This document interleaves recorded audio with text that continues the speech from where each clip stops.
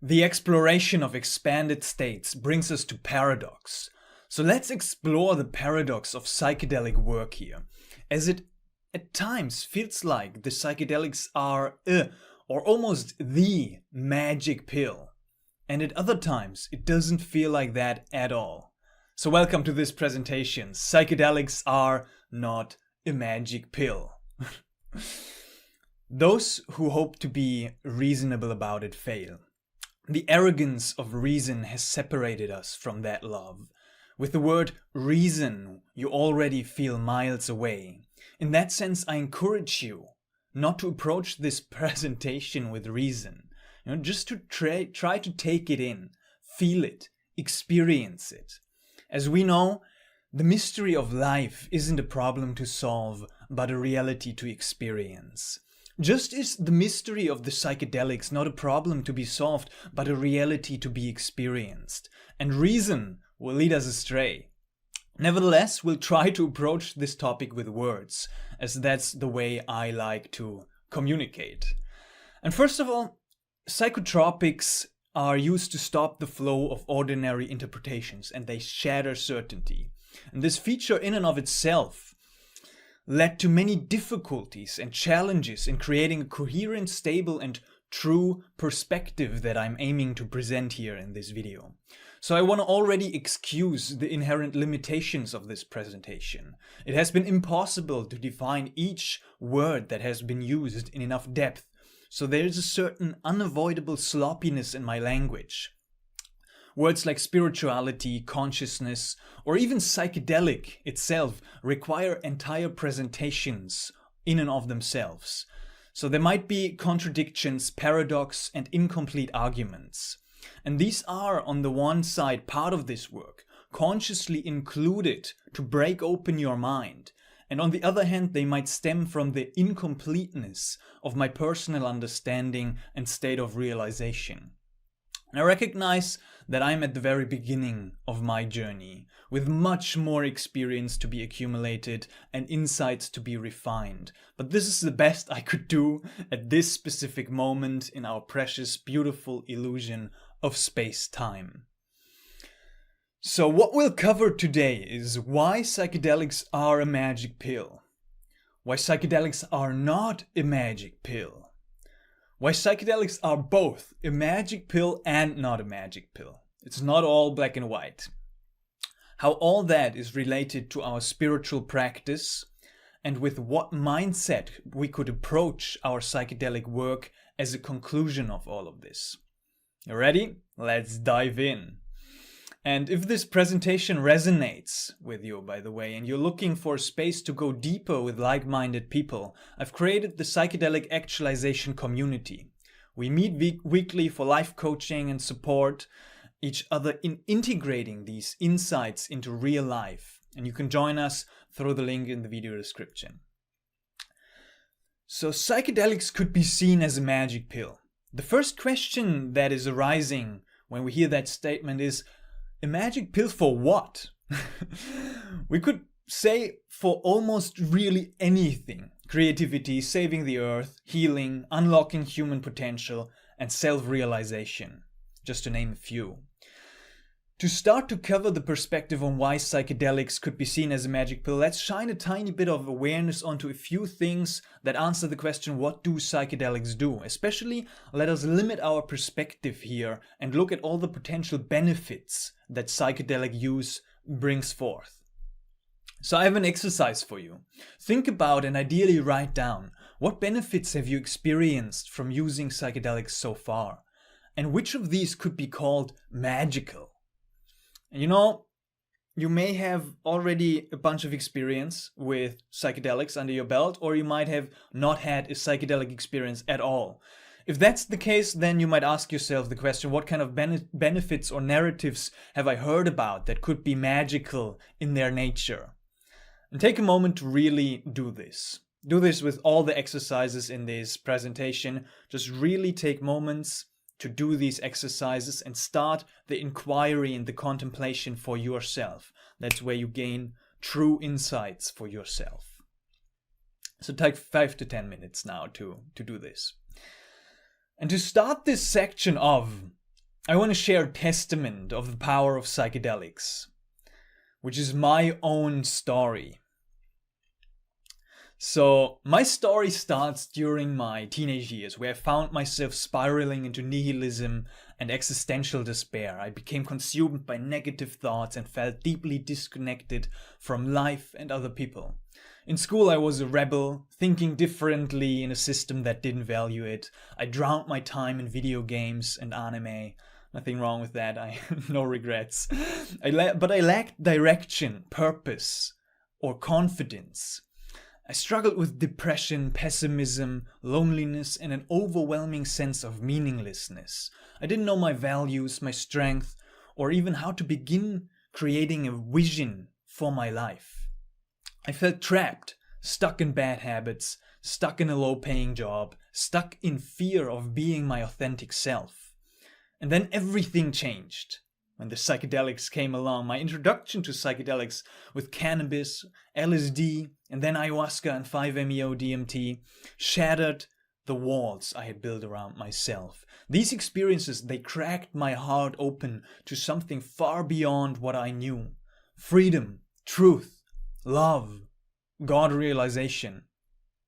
And around the same time, I discovered Zen Buddhism, which deepened my longing for self-understanding and aligned perfectly with my first few trips. For the first time, I began to feel alive. I began to feel like myself. And through this process of working with psychedelics to deepen my self-actualization and self-realization, I created my life purpose statement. This realization fueled me to create my YouTube channel, Psychedelic Actualization, to support people in using psychedelics with maturity, responsibility, and intention. As the journey continued, I sought out mentors and surrounded myself with a like-minded community, people who inspired me to grow, heal, and lead. And this path, it wasn't always easy. Of course it wasn't. There were moments when I was forced to face my darkest fears under psychedelics, and those were some of the most difficult experiences of my life. Yet those very moments gave me a profound sense of confidence and courage to meet life's everyday challenges. Those are like peanuts now in comparison to the deepest realms of the psychedelic. They've been the greatest catalyst for my growth and satisfied my innermost desire for consciousness exploration. They ignited a flame of passion for life, a sense of awe and wonder for creation, and a deep connection to the divine. They transformed my boredom into enthusiasm, pessimism into appreciation, nihilism into devotion, and depression into overflowing joy and happiness. I can honestly say that psychedelics are the fundamental resource upon which I have drawn to become a human being. And I realized that the greatest gift expanded states of consciousness offer is the opportunity to reconnect with the aspect of ourselves that is always already whole. I feel infinite gratitude for that, which I may never forget, which is why I do everything I do in service to give back to the psychedelics. Isn't that powerful? I can say that at least for me, their potential has been nothing less than magical. And I'm not alone with this notion, as ancient and native cultures have used these states in rites of passage and in their healing ceremonies. The use of drugs to alter consciousness is nothing new. It has been a feature of human existence in many places on Earth and in many ages throughout history.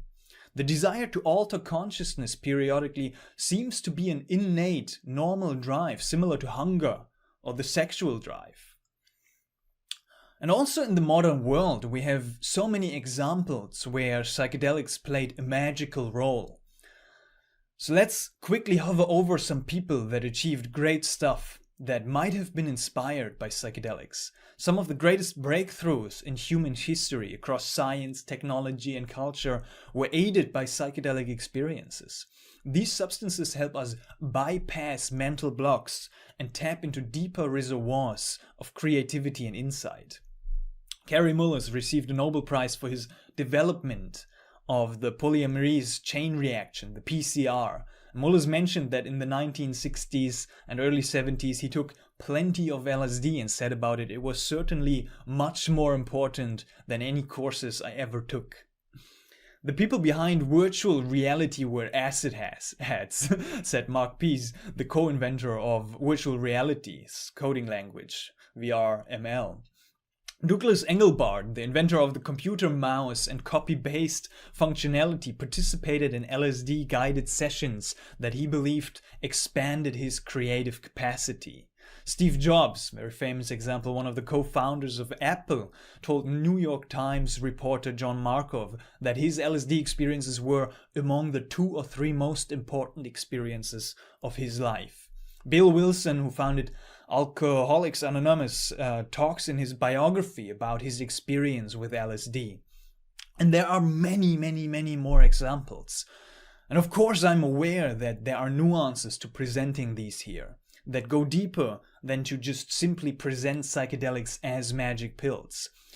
These people have been doing incredible work, no question about it, without the psychedelics, which was the foundation for their genius. Nevertheless, psychedelics act as catalysts for unlocking human potential, allowing people to see the world from a fresh perspective, make novel connections, and create world-changing innovations. Almost like a magic pill. It shows that psychedelics can vastly enhance and unlock our creative potential. And a number of studies suggest that psychedelic drugs may stimulate creativity and improve problem-solving abilities. Studies in infancy mode from our Western culture, but studies nonetheless. Next, let's talk about the earth, the environment, and humanity. After observing hundreds of psychedelic sessions, Stanislav Grof said, one of the most remarkable consequences of various forms of transpersonal experiences is spontaneous emergence and development of genuine humanitarian and ecological interests, and the need to take part in activities aimed at peaceful coexistence and well-being of humanity. Identification with other people, entire human groups, animals, and plant life tends to bring a sense of wonder and love of nature and all of creation. This is based on an almost cellular awareness that the boundaries in the universe are arbitrary and that each of us is ultimately identical with the entire web of existence. It becomes evident in those experiences how deeply we are embedded in nature and that we cannot damage the natural environment, polluting the air, the water, and the soil where we grow our food without damaging ourselves. We realize that we are an integral part of creation and that by hurting others, we would be hurting ourselves. And this awareness leads to great ecological sensitivity and determination to take care of nature. It engenders reverence and compassion toward all sentient beings and responsible engagement in the process of life. And that's how psychedelics might almost be like a magic pill for the acceleration of change on Earth. When we change ourselves and cultivate an honest presence, we become a shining example of psycho-spiritual maturity that inspires others to do the same. What we're talking about is something of immense importance, because unless there is a fundamental revolution in each one of us, I do not see how we can bring about a vast radical change in the world. And surely that radical change is essential, said Jiddu Krishnamurti.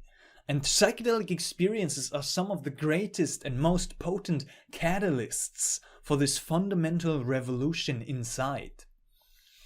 Which brings us to the next point, that we also see great potential that psychedelics hold for true healing. To lay some foundations for this part, I believe the power to heal, like the power to make ill, resides in the patient. In each and every one of us. An important clue to the nature of healing is the literal word. Healing. The root of that word means to make whole. And the words heal, whole, and holy are derived from a common root. And the concept of making whole suggests the restoration of the natural state of openness. between the conscious and unconscious minds, the reintegration of consciousness, whose disintegration leads to illness in the first place. The responsibility for this achievement rests ultimately with the sick person.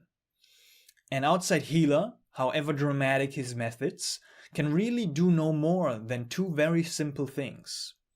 He can remove any obstacles to healing that are present, and he can motivate the patient to get well. This was inspired by the book The Secret Teachings of Plants. Great book. And psychedelics empower the individual to do exactly that, to go to the root. As I mentioned, the greatest gift these expanded states of consciousness offer is the opportunity to reconnect with the aspect of ourselves that is always already whole. That's healing. Knowing that the only thing wrong with us is that we feel like there's something wrong with us. And it's magical that psychedelics open up that possibility. An intentionally guided journey into an expanded state of consciousness is the fiercest, most honest way to explore the roots of suffering that I have found so far, and brings us face to face with our psychological wounds and the way they appear in our body as tension, numbness, and dissociation. How do psychedelics do that? Well, besides the mystery that we basically don't know, I guess our best guess is consciousness, awareness. It is consciousness that heals us. Consciousness is the ultimate medicine. Expanded states of consciousness tend to open people up to a level of deeply visceral and direct experience that is difficult, if not impossible, to reach through regular therapy. Intentional entheogenic experiences allow us to perceive our psychic contents with a degree of amplification and understanding that is extraordinary. And this direct experience of previously unconscious memories, thoughts, tensions, and emotions enter into our conscious mind, allowing us the opportunity to process and integrate them into the wholeness of our psyche and life. It can unroot trauma and recover memories that you have forgotten, wonderfully stored away in your subconscious. Why not use a tool that can shine the light of awareness onto these parts that want to be seen? Perhaps it is even something like a shortcut, as we hear others say so often. After my first encounter with the brew, referring to ayahuasca, I have felt that in a couple of hours I have learned more about myself than in several years of psychoanalysis, said Benny Shannon. And we have many other quotes from patients who commonly described how months or years of conventional therapy had been compressed into a single high dose or a series of lower dose sessions.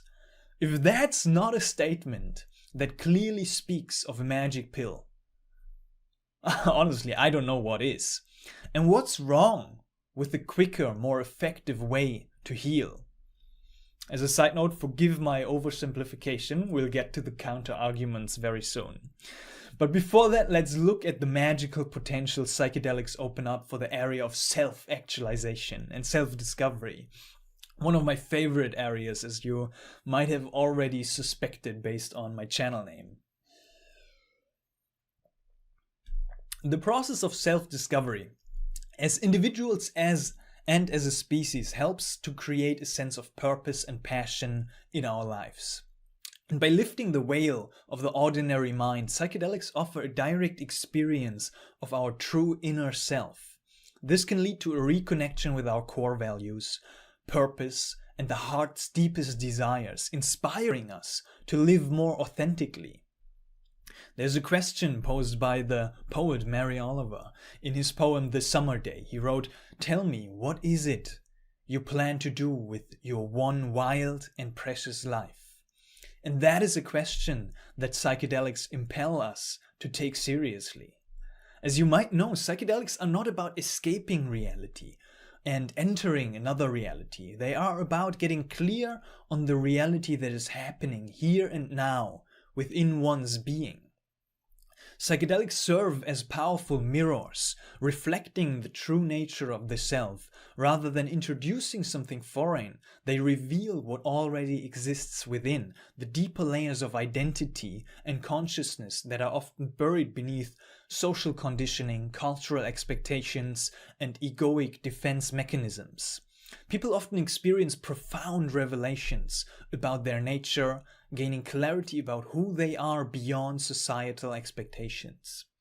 As Leary said, the most efficient way to cut through the game of culture of Western life is the use of drugs. He goes on to say, in 3 hours, under the right circumstances, the cortex can be cleared. It's true, and it's empowering. Psychedelics act as catalysts for self-actualization by amplifying personal insight. They reveal hidden aspects of the self and provide glimpses into what one can become, offering a pathway to higher states of consciousness and the full expression of one's potential. They almost give us a foretaste of what we're in the process of becoming, helping us align our actions with our highest potential. Chris Beige describes that beautifully in his book LSD and the Mind of the Universe. The birth of my diamond soul in session 38 gave me a foretaste of what I am in the process of becoming. And I believe this foretaste is helping me realize there's destiny in my life. If held properly, these experiences begin to function as strange attractors, pulling us towards our future through the increased awareness they bring. With this comes an exquisite intimacy with life, a oneness that dissolves all boundaries, and in this wholeness there's peace, joy, and fascination. Magic. Period. Nothing more to say about that. But on another note, we call psychedelics mind manifesting, right? Whatever that really means, we'll leave that aside for now and cover that elsewhere, but psychedelics show us, as large as the universe is outside, even so large is the universe within the lotus of the heart. What is in the macrocosm is in the microcosm.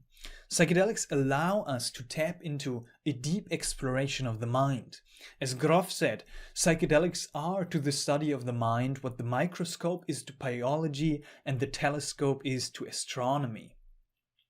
And to realize the nature of mind is to realize the nature of all things. Let me repeat that. To realize the nature of mind is to realize the nature of all things. Which brings us to the most fundamental place of this work with psychedelics, at least for me, self-realization, the spiritual and philosophical quest that touches every one of us human beings at our core. Forgive me as I'll try to keep this short. I'll have to simplify an extremely vast field, but we'll go in a bit more depth later on in the presentation.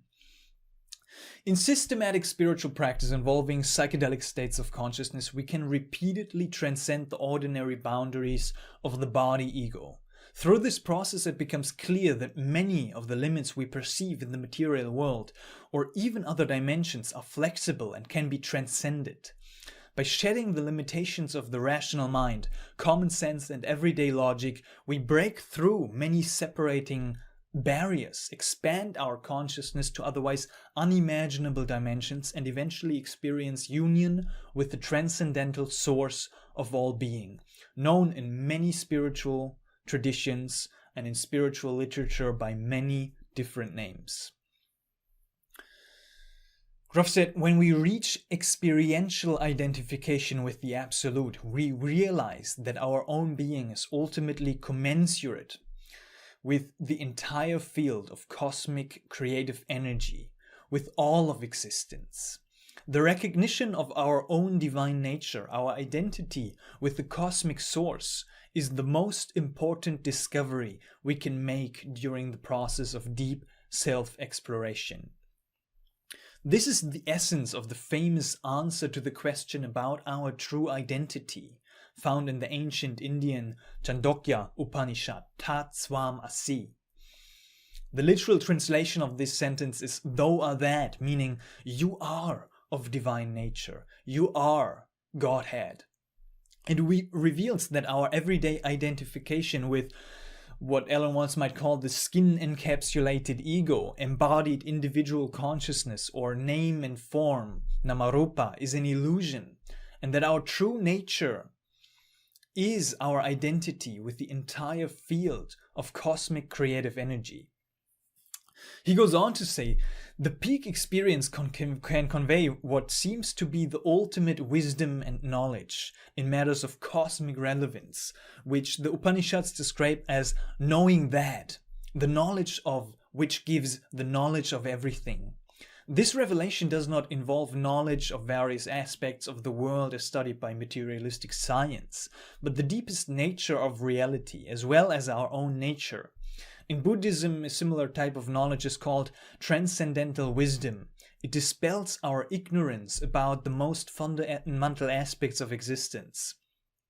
What we have learned during this experience is ineffable. It cannot be described by words.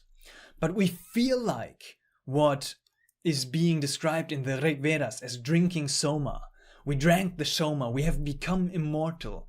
We have gone to the light, we have found the gods. What can hatred and the malice of a mortal do to us now, O immortal one? That's exactly how we feel at times, transcending death, becoming one. We feel like we've found the Holy Grail, that this is it. And even though it's ineffable, we see many people, when they're describing their psychedelic experiences, use specific terminology developed in Eastern spiritual philosophies and countries with many centuries of experience in the exploration of extraordinary states of consciousness, like India, Tibet, China, Japan, and we'll go into a few of those later on in the presentation. So I think in that sense, the psychedelic experience is a kind of mysticism, a mystical practice, and by that I mean a practice of the direct conscious experience of expanded realms of consciousness, of an absolute ecstasy. Ecstasy literally meaning to be outside oneself, which goes beyond what we normally experience in our everyday lives as mere mortals clouded by ignorance. What happens in a true mystical peak experience is a rare magical blessing, a touch of God that, as many people report, and I agree, is worth dying for. Let that sink in for a moment. An experience worth dying for. And from my perspective, there is no method as predictable in producing a mystical peak experience or as potent in impact as psychedelic chemicals. I'll leave that up to debate, but that almost invokes a sensation that psychedelic substances are truly something akin to magic pills for awakening, for peak self-transcendent experiences. So, to conclude this section, there are many ways to alter your consciousness and your perceptions. There always have been, and new ways will and are keep being developed. Drugs are only one way. Psychedelics are only one way. But I feel like they are the way that brings about the changes most rapidly, and in some ways most dependently, which makes them very valuable for the person using them, and when this person who's using them knows what they're doing. And the magic lies oftentimes in their ability to let us remember our creativity, our wholeness, our connection to all, our potential, and our source. Because what comes to us when we take a psychedelic is not always a revelation of something new. We're more likely to find ourselves reminded of simple things we know and forgot we knew. Seeing them freshly, basic truth, so basic that we forgot to pay attention to them. Groff is describing this and summarizes this beautifully as he said, many psychonauts discover the power and efficacy of the Taoist Wu Wei, creative quietude, doing by being, when life is not governed by ambitious drives and begins to resemble instead the soft martial arts or surfing. People involved in responsible psychonautics also described increased zest, joie de vivre, and an enhanced ability to enjoy the simple things in life, such as walks in nature, listening to music, interacting with other people, lovemaking, and savoring food.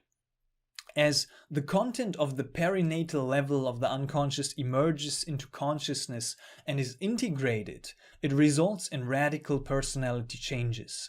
The experience of psychospiritual death and rebirth and a conscious connection with positive postnatal and prenatal memories reduce irrational drives and ambitions.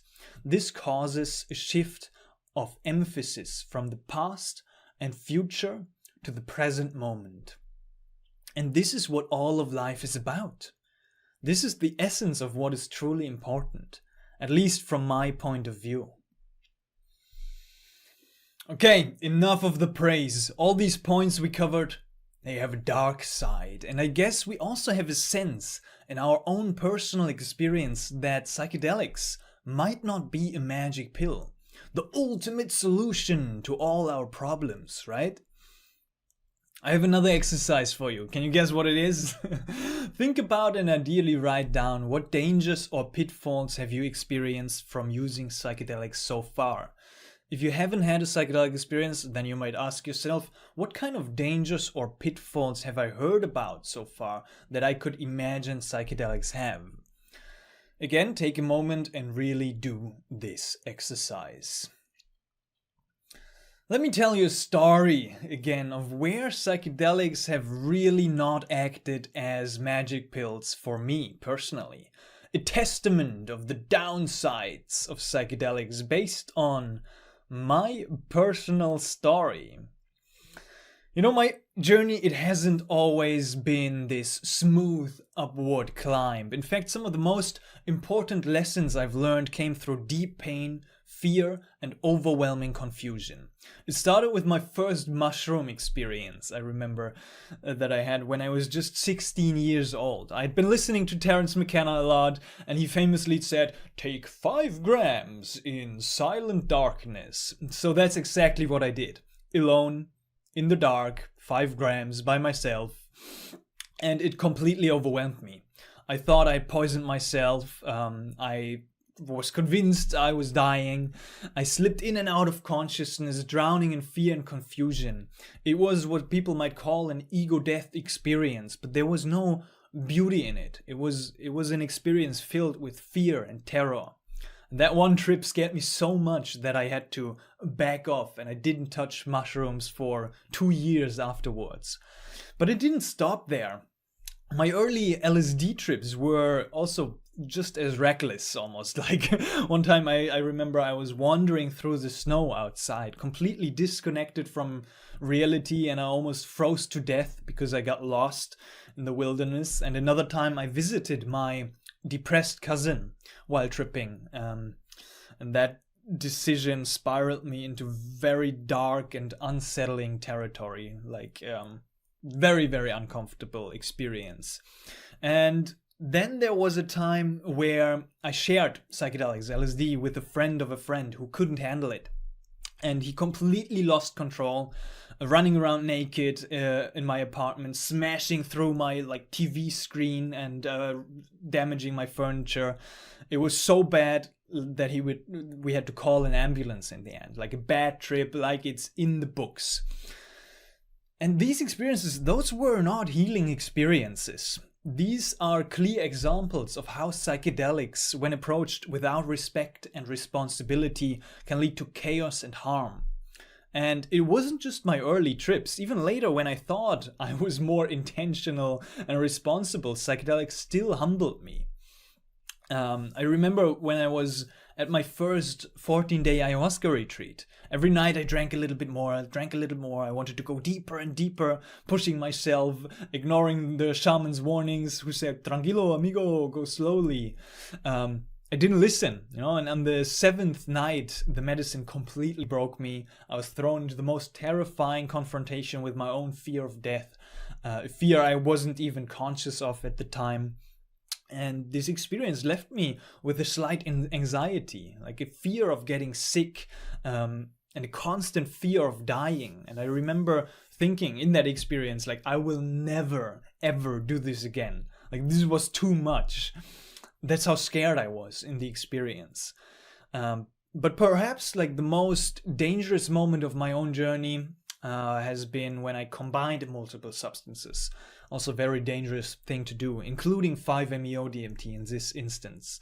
And in this particular experience, I went in to 3 breakthrough 5-MeO-DMT experiences in a very short period of time on top of another substance.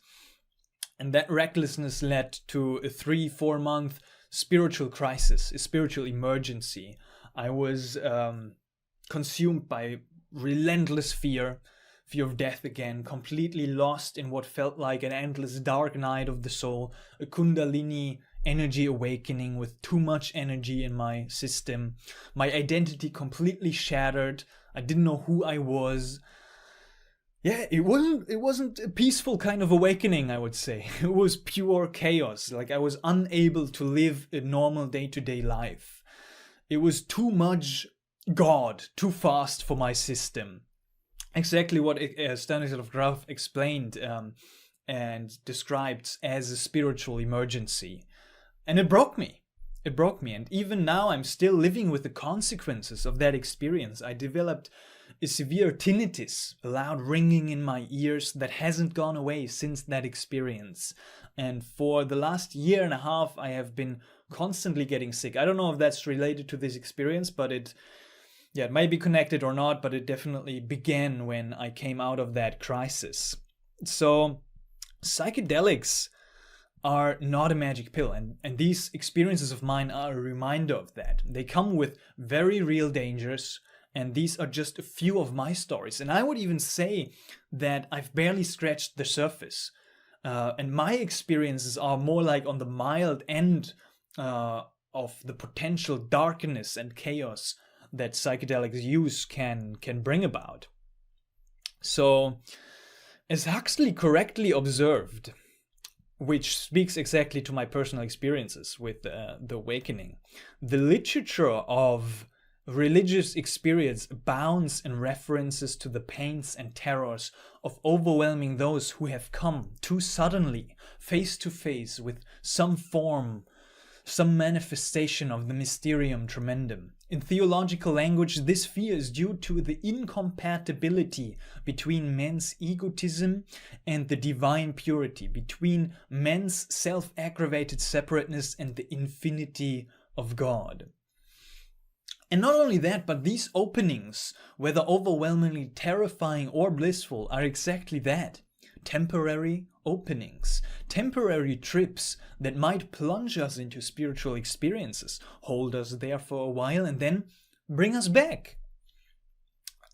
Freed of the matter of our body, our consciousness is able to function in a manner that it can't really understand or barely even remember once it has returned to the limitations of its bodily form.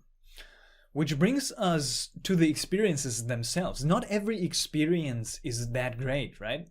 Not every session will be a life-changing experience.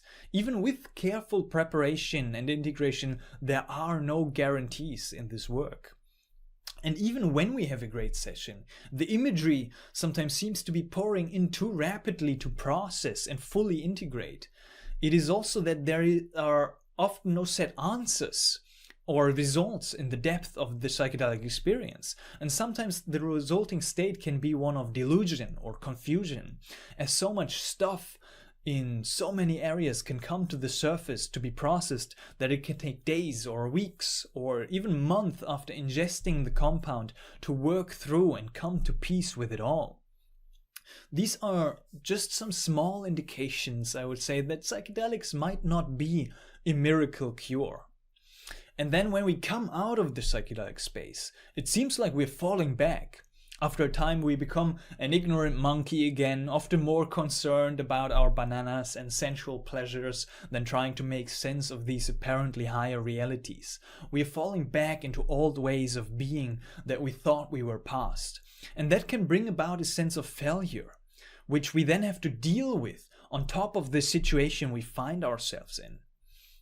For example, in one mushroom experience, I was reconnecting with my body and I noticed that my posture has changed. My back was a bit more straight, my chest a little bit more open, shoulders lower, everything was a bit more aligned, a bit more balanced. And I knew that this kind of postural realignment would not last just by itself. And now I'm sitting here like this again, like completely bended, not very healthy for my back. So clearly we are seeing short-term gains that are not sustained, whether that may be in my little posture example or in the whole field of psychedelic therapy, where we are seeing that for complex trauma, one session or just the psychedelic alone is unlikely all that's required to heal. Because you also maybe need another modality in conjunction to just psychedelics. And some change takes time. We gotta be accepting the reality of our progress, as otherwise that gap between our expectation and reality leads to disappointment. And besides all of this, just as we have potential benefits, which we went over extensively, we have a great deal of potential dangers and pitfalls. So many that I can't possibly cover them all right here. There will be entire presentations around these topics alone. Most of the dangers we'll be covering can be categorized in during the session and after the session, but we'll just go over all of them in these different categories. So let's start with the physical. While the physical dangers from psychedelics are rare, they can be severe. And also they might not be as rare as you think. With the tinnitus, I didn't expect to get that. So risks include loss of consciousness, physical injury, seizures, long-term physiological side effects, and sleep disruptions. We must take precautions, including conscious dosing, proper guidance, and a safe, supportive environment to at least reduce these risks. When we work with these substances, we open the doors to these potential side effects of our magical medicines. Physiological problems like anxiety-induced distress or seizures can occur. Some people have lost consciousness during psychedelic experiences, which can be linked to severe reactions like respiratory failure or near coma states. Disorientation from psychedelics has led to injuries such as falling down the stairs or suffering from physical paralysis during intense trips. I've had one of those recently. Absolutely scary stuff. Some people experience vomiting during sessions, which could pose a risk if they are alone or unable to get help. Choking on your own vomit. Not a fun experience. In extreme cases, people have reported experiences temporary paralysis or near-death situations like hypothermia due to impaired physical control. Some of us also report long-lasting physical effects such as chronic headaches, hypersensitivity to sound, energy imbalances, and throbbing vibrations that persist for weeks, months, or even years. Panic attacks, difficulty sleeping, and night terrors have been reported after intense psychedelic sessions. Some people struggle with vivid, intrusive visions, auditory hallucinations, or an ability to sleep due to ongoing energetic or visual disturbances. And psychedelic experiences can cause us to become disconnected from our physical well-being, focusing too much on the mental or spiritual states while neglecting the body's needs. Also very big one.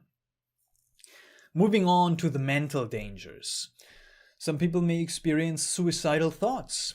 Resistance to the nonlinear destabilization of psychedelics can lead to panic, paranoia, or even psychotic states. Psychedelics can sometimes lead to psychotic breaks or persistent delusions, where users may believe in paranoid or messianic themes.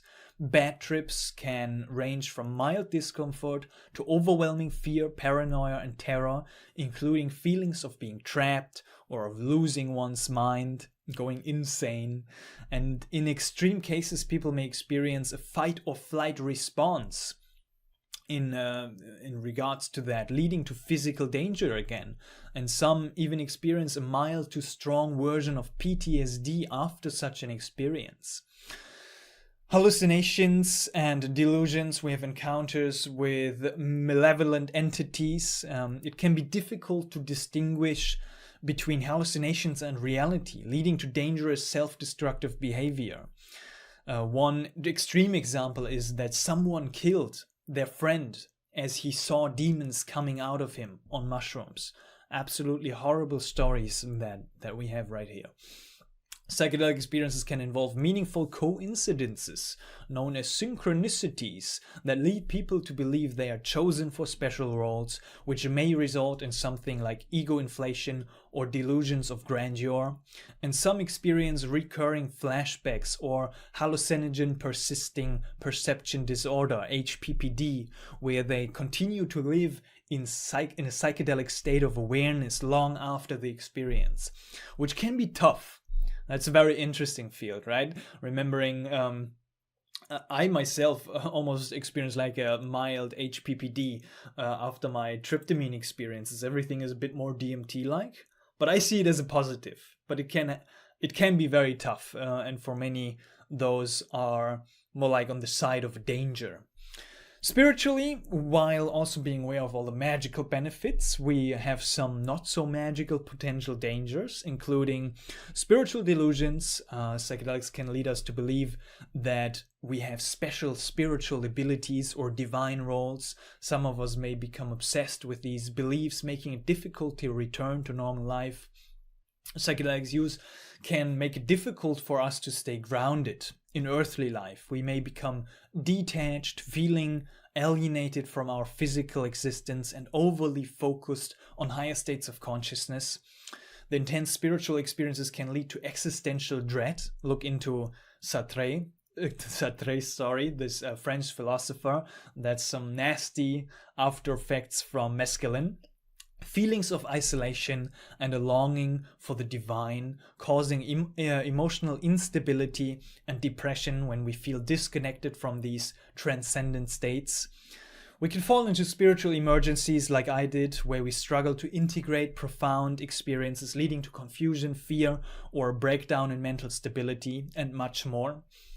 And some people may become fixated on returning to higher states of consciousness, leading to a form of addiction or dependency on psychedelics as a means of spiritual fulfillment, with the resulting disinterest in ordinary life.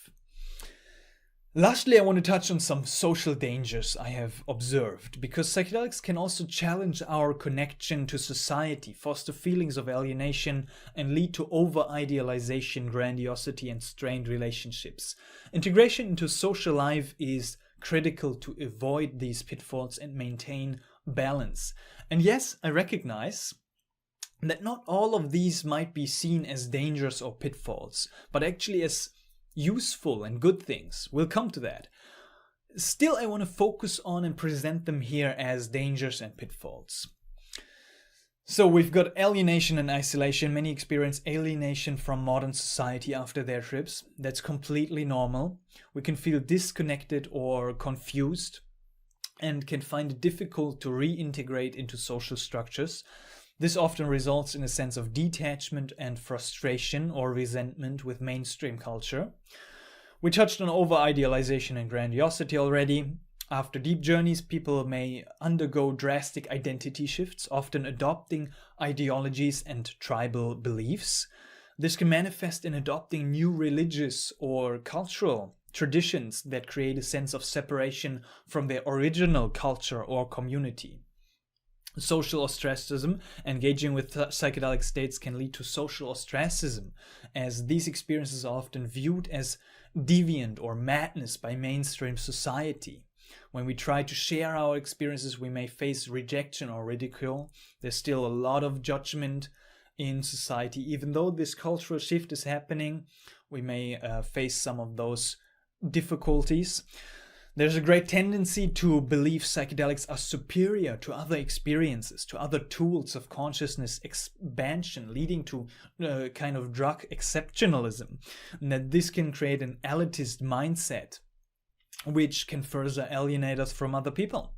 Psychedelics can cause a withdrawal from regular societal roles or responsibilities. People may lose interest in activities like education or careers as they focus more on personal insight and spiritual exploration. And I don't know if this like solipsistic withdrawal is the best strategy to be. I guess it really depends on each and every individual.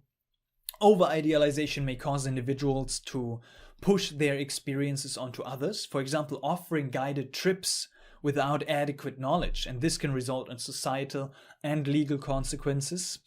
Prolonged engagement with psychedelics can strain or end relationships, especially when one person becomes deeply involved in their psychedelic journeys and others cannot relate to them anymore. And some of us may reject their own culture and adopt traditions from other cultures, like shamanism or Eastern philosophies, believing them to be more pure or spiritually correct, which can lead to disillusionment and a feeling of being cultureless. That's a big topic in and of itself. And all these are just a tiny point, representing some of the more extreme reasons why psychedelics might not be seen as magic pills. Because what magic pill could have such severe potential dangers, right? Also notice that this was just an overgeneralized, oversimplified, small portion of the dangers and pitfalls. There are many more subtle ones and many nuances to all those we covered here. So, to conclude this section, while psychedelics can offer powerful and transformative experiences, they seem far from being a magic pill. Their ability to rapidly alter consciousness comes with serious risks, physically, mentally, spiritually, and socially. From unpredictable physiological reactions to mental breakdowns to difficulty of social integration, the destabilizing effects of these experiences can lead to long-term struggles with leading an authentic and fulfilling life. The truth is, they can cause more damage than they can heal.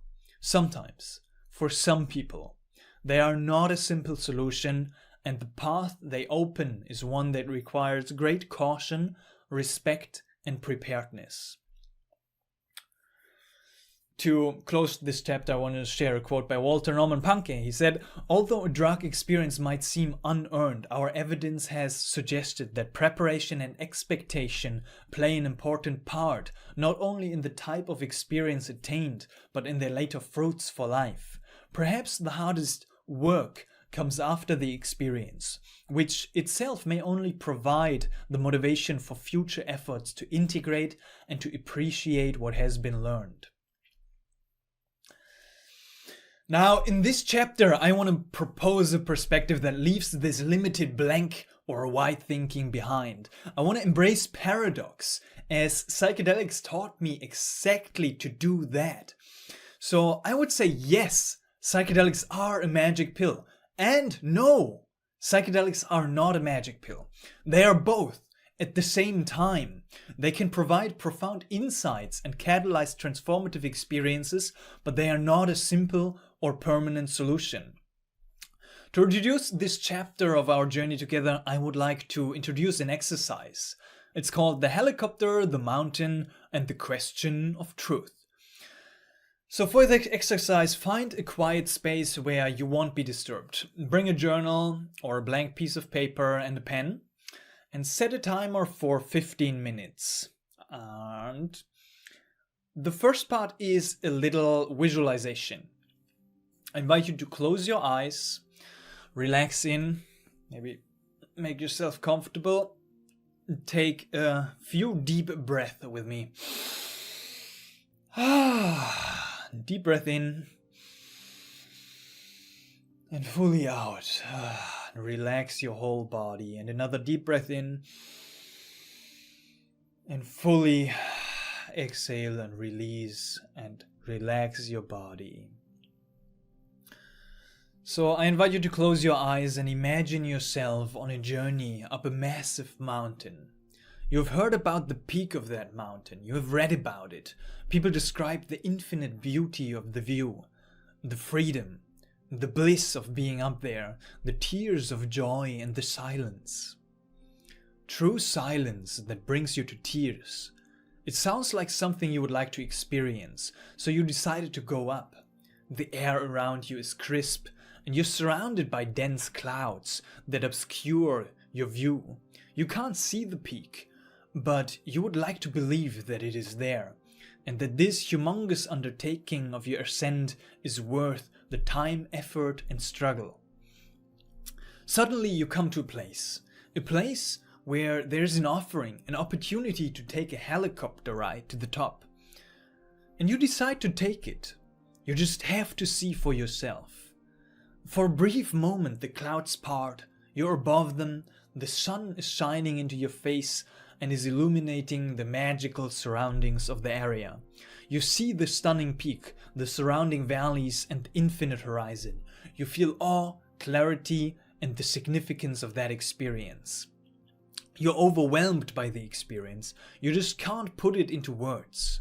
But you know in your heart that the experience of being at the top of that mountain exceeded everything you have read or heard about it. Now that you have had the direct experience of being there, you got a taste of the truth.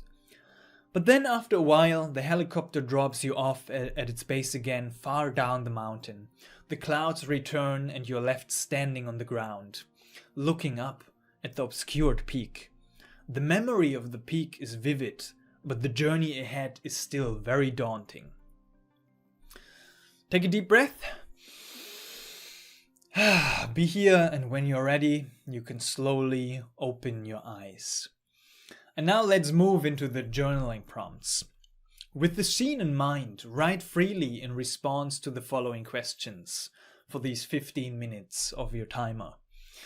What did the peak represent to you? What emotions, insights, or truth came to you during that brief helicopter ride? Be as specific as possible. How does it feel to stand at the base again? Are you inspired, overwhelmed, or something else entirely? What does this tell you about your relationship with fleeting moments of clarity? What is the value of the helicopter ride? Was it simply an illusion, or does it hold a truth that can guide your steps as you climb? What would it take to climb the mountain by foot? Imagine the tools, practices, and mindsets that could support your ascent. What might the slow, deliberate journey teach you that the helicopter ride cannot? So take a pen and a paper and set a timer for 15 minutes and answer and journal about these questions. And after journaling, spend a moment sitting with these two questions. I really like those. How valuable is a temporary glimpse of truth, even if I cannot hold on to it? And the second one, how can I honor the insights of the helicopter ride while committing to the climb? Really spend some time with these. This is where the work lies. Listening to me is all good and fine, but actually doing this inquiry, sitting with these questions and asking yourself these questions is where the real insight and understanding can arise for you personally. This exercise is designed to help you see that paradox, that psychedelics can offer profound temporary glimpses of the peak, but they cannot walk the path for you. The value might lie in embracing both. The fleeting insight as inspiration and the steady journey as transformation. You might have noticed it, but this exercise is drawing on a very popular analogy for psychedelic experiences. The psychedelics, under the right conditions, can offer a temporary parting of the clouds and offer the ability to see the peak with great clarity and for a brief moment of time. But after the experience is gone and the clouds come back, we can't see that peak anymore. But we will remember that it does in fact exist. That part of the experience is lasting. And to take it even further, sometimes you just see disturbing parts of the peak, maybe some nasty rocks or a boring wall, but sometimes you see the diamonds and you feel like you're flying over the mountain, seeing the significance and beauty of that bird's eye view. And analogies are a wonderful way to deepen our understanding of this paradoxical nature of the psychedelic experience. So I would like to present a few more here. One is the lighthouse analogy. Imagine yourself as a sailor in a vast, mysterious ocean. The sea represents the totality of your life and consciousness, its highs and lows, the calm waters of daily life, and the turbulent storms of inner challenges and unresolved shadows. Somewhere in the distance lies the other shore, the place of awakening, liberation, and profound self-realization. The other shore is often hidden by fog or obscured by the sheer vastness of the sea. Psychedelics, like a lighthouse, send out beams of light that break through the darkness of the ocean. They illuminate the far-off shore, giving you a glimpse of your destination. For a brief moment you see where you need to go. The light reveals what is possible. It shows you the reality of awakening, the potential of love, truth, and wholeness.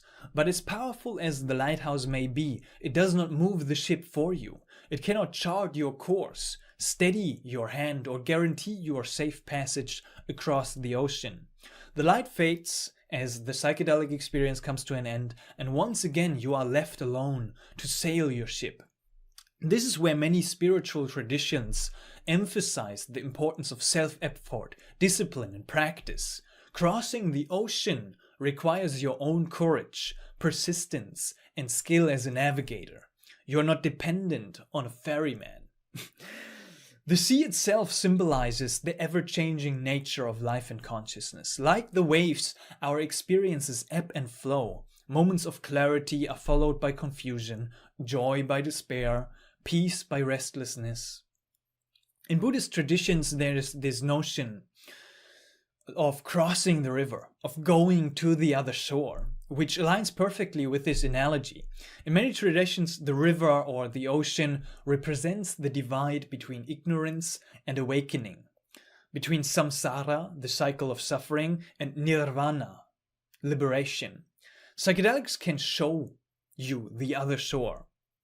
They can even, place you momentarily on the edge of the riverbank, allowing you to see what's on the other side, allowing you to realize that the other shore truly exists.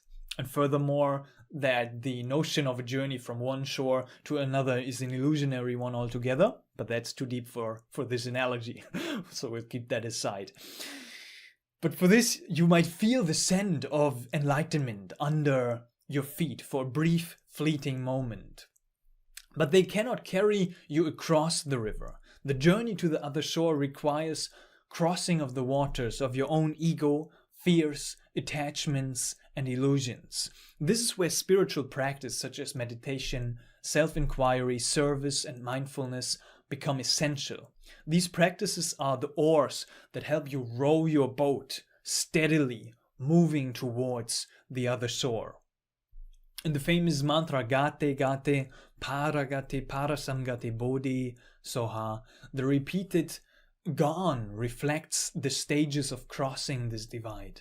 First, you must leave the safety of the shore you know, Gate, gone. Then you move deeper into the unknown, Paragate, gone beyond. And eventually, you go utterly beyond all illusions and limitations, Parasamgate, completely gone beyond. Only then do you reach a bodhi, or awakening. Returning to the lighthouse analogy, the light of the lighthouse may linger in your memory long after the trip ends. It can serve as a compass, reminding you of the direction to move toward when the storms of life cloud your vision. Each time you set sail again through meditation, contemplation, or whatever action you choose to take, you align more with the course illuminated by that light. And over time, through effort and practice, you inch closer to the other shore. This analogy captures the paradoxical nature of psychedelics beautifully. They are both incredibly powerful, like the lighthouse showing the shore, and yet in a way powerless to make the journey for you. You still must navigate the sea of life.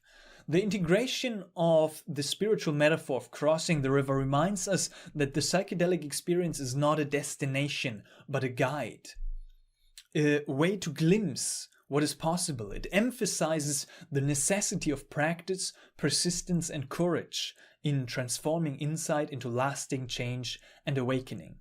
And as the Heart Sutra reminds us, awakening is not a single leap, but a continuous journey across the waters of our own consciousness, with the ultimate reward being not just a glimpse of the shore, but to step onto it and stand there, fully awake. Psychedelics may light the way, and they might light the way over and over and over again, to reorientate you over and over again, but the journey belongs to you. Next up, imagine standing at the edge of a vast and mysterious forest. You know that somewhere within this forest lies your greatest treasure, your purpose, your potential, or even your connection to the divine.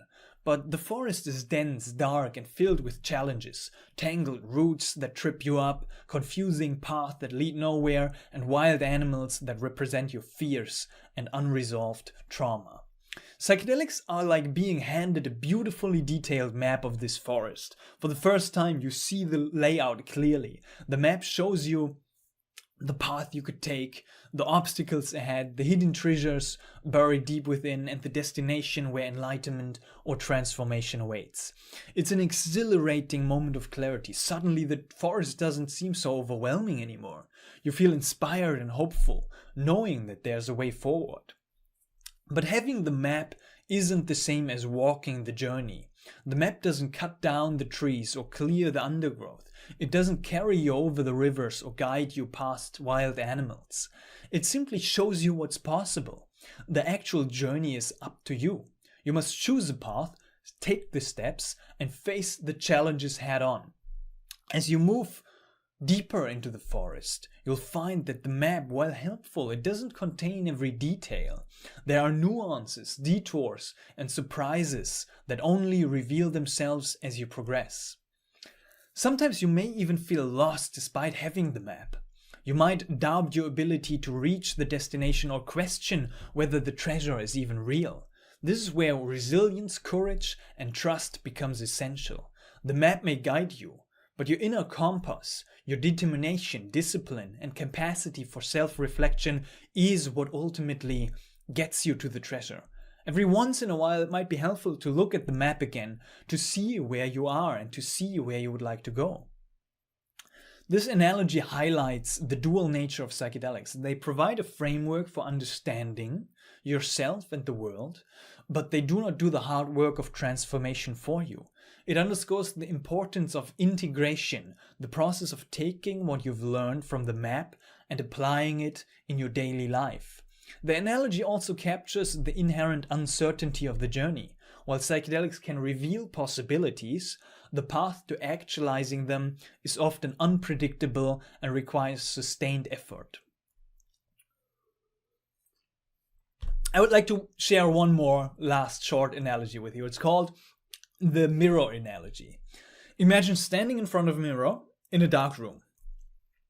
Okay, psychedelics are like a brief, powerful beam of light that illuminates the room, allowing you to see your reflection clearly for the first time. In that moment, you see your most radiant and perfected self, a version of you that exists beyond time and space, untouched by fear, doubt, or limitation. It's breathtaking, deeply moving, and undeniably real.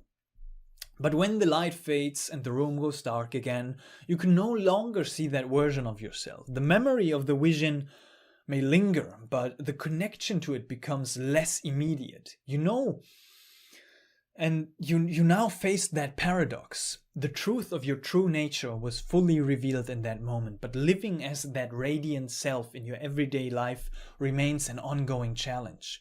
The vision was true, but its integration into the messy, complex reality of your daily existence is far from complete. This metaphor captures this paradox that we are exploring beautifully. The psychedelic state allows for a profound realization that feels fully actualized in the moment, but the limitations of ordinary consciousness make it difficult to sustain that realization in daily life. Like the reflection in the mirror, the vision of your higher self is both real and intangible. It serves as a guide, but embodying it requires persistent effort and commitment. It also emphasizes the fleeting nature of the experience. The light doesn't stay on indefinitely, and the work lies in carrying the memory of that vision into the shadows of your daily existence. This highlights the value of temporary knowledge. Not because it can be permanently held, but because it serves as a guiding star for transformation. So we've explored several analogies. The helicopter of the parting of the clouds of the mountain, the lighthouse in the sea, the map of the mysterious forest, and the mirror reflecting your true nature. But there's here's this thing. Analogies, as helpful as they are inherently limited. They can't fully capture the complexity, nuance, or messiness of what psychedelics are and how they work. Psychedelics are not just the beautiful light, the clear map, the trustworthy lighthouse, or the perfect helicopter ride. Life and consciousness are far more unpredictable than that. Sometimes the flashlight flickers, leaving you only with partial illumination. Sometimes the map, it shifts and the path it reveals changes right before your eyes. The lighthouse may lead you towards the rocks instead of the shore, and the helicopter might have a not so benevolent pilot steering you in directions you were not prepared for. These unaccounted for distortions and complexities are part of what makes the psychedelic experience and life itself so rich and so challenging. Yet despite their imperfections, these analogies serve a purpose. They don't tell the whole story, but they help us start to paint an incomplete picture. They point us towards the paradox we are exploring here, that psychedelics are, at times, magic pills and no magic pills at the same time. In one moment, they can reveal the peak of the mountain with perfect clarity, offering you a view you never thought was possible. But in the next, they can leave you back at the base of the mountain, staring up at the climb ahead. They can illuminate the hidden treasures within you and at the same time leave you grappling with the challenges of how to embody those treasures in your daily life. And so these metaphors and this paradox invites us to hold both truth at once, the immense potential and the profound limitations, the magic and the responsibility, the insight and the effort, the temporary revelation and the long-term transformation. The middle way, this embrace of paradox, is where the real journey begins. Chris Beige described that beautifully when he said, "The fact that I experienced the birth of my diamond soul inside session 38 does not mean that my soul is now fully and permanently awake in my daily life. I wish it were, but it isn't." This raises a larger question about the psychedelic process, namely, what is the value of having visionary experiences in which one may touch on a reality that is true, but that one cannot keep on returning to ordinary consciousness. One may keep it in the sense of remembering it, but one cannot keep it in the sense of fully actualizing it, here and now in one's present life. What is the value of true but temporary knowledge? He goes on to say, and this is one of my favorite quotes of his, "The paradox is that something can be fully actualized in the psychedelic state and at the same time be incompletely realized inside the demanding conditions of space-time. Indeed, navigating these different levels of actualization is a tricky part of working with these states." This summarizes it beautifully. And if you take away one thing from this presentation, please let it be this: that the paradox is that something can be fully actualized in the psychedelic state and at the same time be incompletely realized inside the demanding conditions of space-time. Phew, this summarizes this chapter beautifully. And you know, for me personally, as an example, sometimes after a profound experience like my ayahuasca experience, where I felt like I was merging with Shiva and Kali, with God, being in this fully actualized state of peace, of freedom, of bliss, which you can see on my YouTube channel here, I returned to my normal self, somewhat saddened to lose that state of grace, because I recognized the incomplete realization of my daily condition. But at the same time, I'm glad that I had been fortunate enough to experience it, to know that such ways of being, such states of consciousness are real and possible. Okay, I know this theme of spirituality and awakening has already been woven into this presentation at many points, as it just naturally connects to everything related to the psychedelic experience. Still, I would love to go a little bit deeper into this before we wrap up, as it seems to be, at least for me, that this is the core intention behind psychedelic use. It is self-realization. Even the other areas like healing, self-actualization, recreation, or creativity all lead in the end to this core experience of being connected, being whole, being true, realizing yourself. And this is what spirituality is about. I would even go as far as to say that this is what our true purpose is here on this earth as a human being. As one of the greatest sages of recent times, Ananda Majjhima, said, "Who am I? This realization is the purpose of human life. To know himself, it is a man's bounden duty as a human being to find God. Self-realization is God-realization, and God-realization is self-realization." So for this chapter here, I would like to introduce the idea that the true intention behind psychedelic use is God-realization, and frame the discussion we are having around psychedelics as a magic pill and not a magic pill for awakening, enlightenment, and self-realization. Because from that angle, the final goal is to become as conscious of God as possible by whatever means allow for it. And so here comes in the value of the temporary psychedelic peak experience, as before you go about worrying about a permanent experience, you can first start by at least being conscious of God for 10 minutes. And then you can go worry about how to make it permanent, because you don't even know what you're trying to lock in yet, and whether that's even possible or appropriate. It's like you're trying to buy a house on the moon and you haven't even been there once. So the top priority is getting people to the moon, because after they get there, they will know the target and they will be motivated to get back there on their own.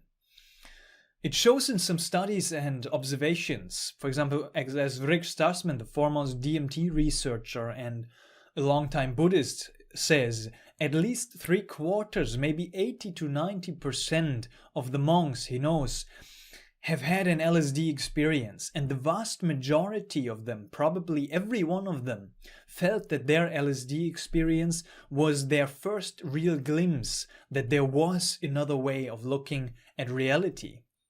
And sure, it is arguable that these glimpses and little satoris gained on the path without psychedelics are more sustainable, but it might also take decades or lifetimes to even come to the first stages of these glimpses of samadhi without psychedelics.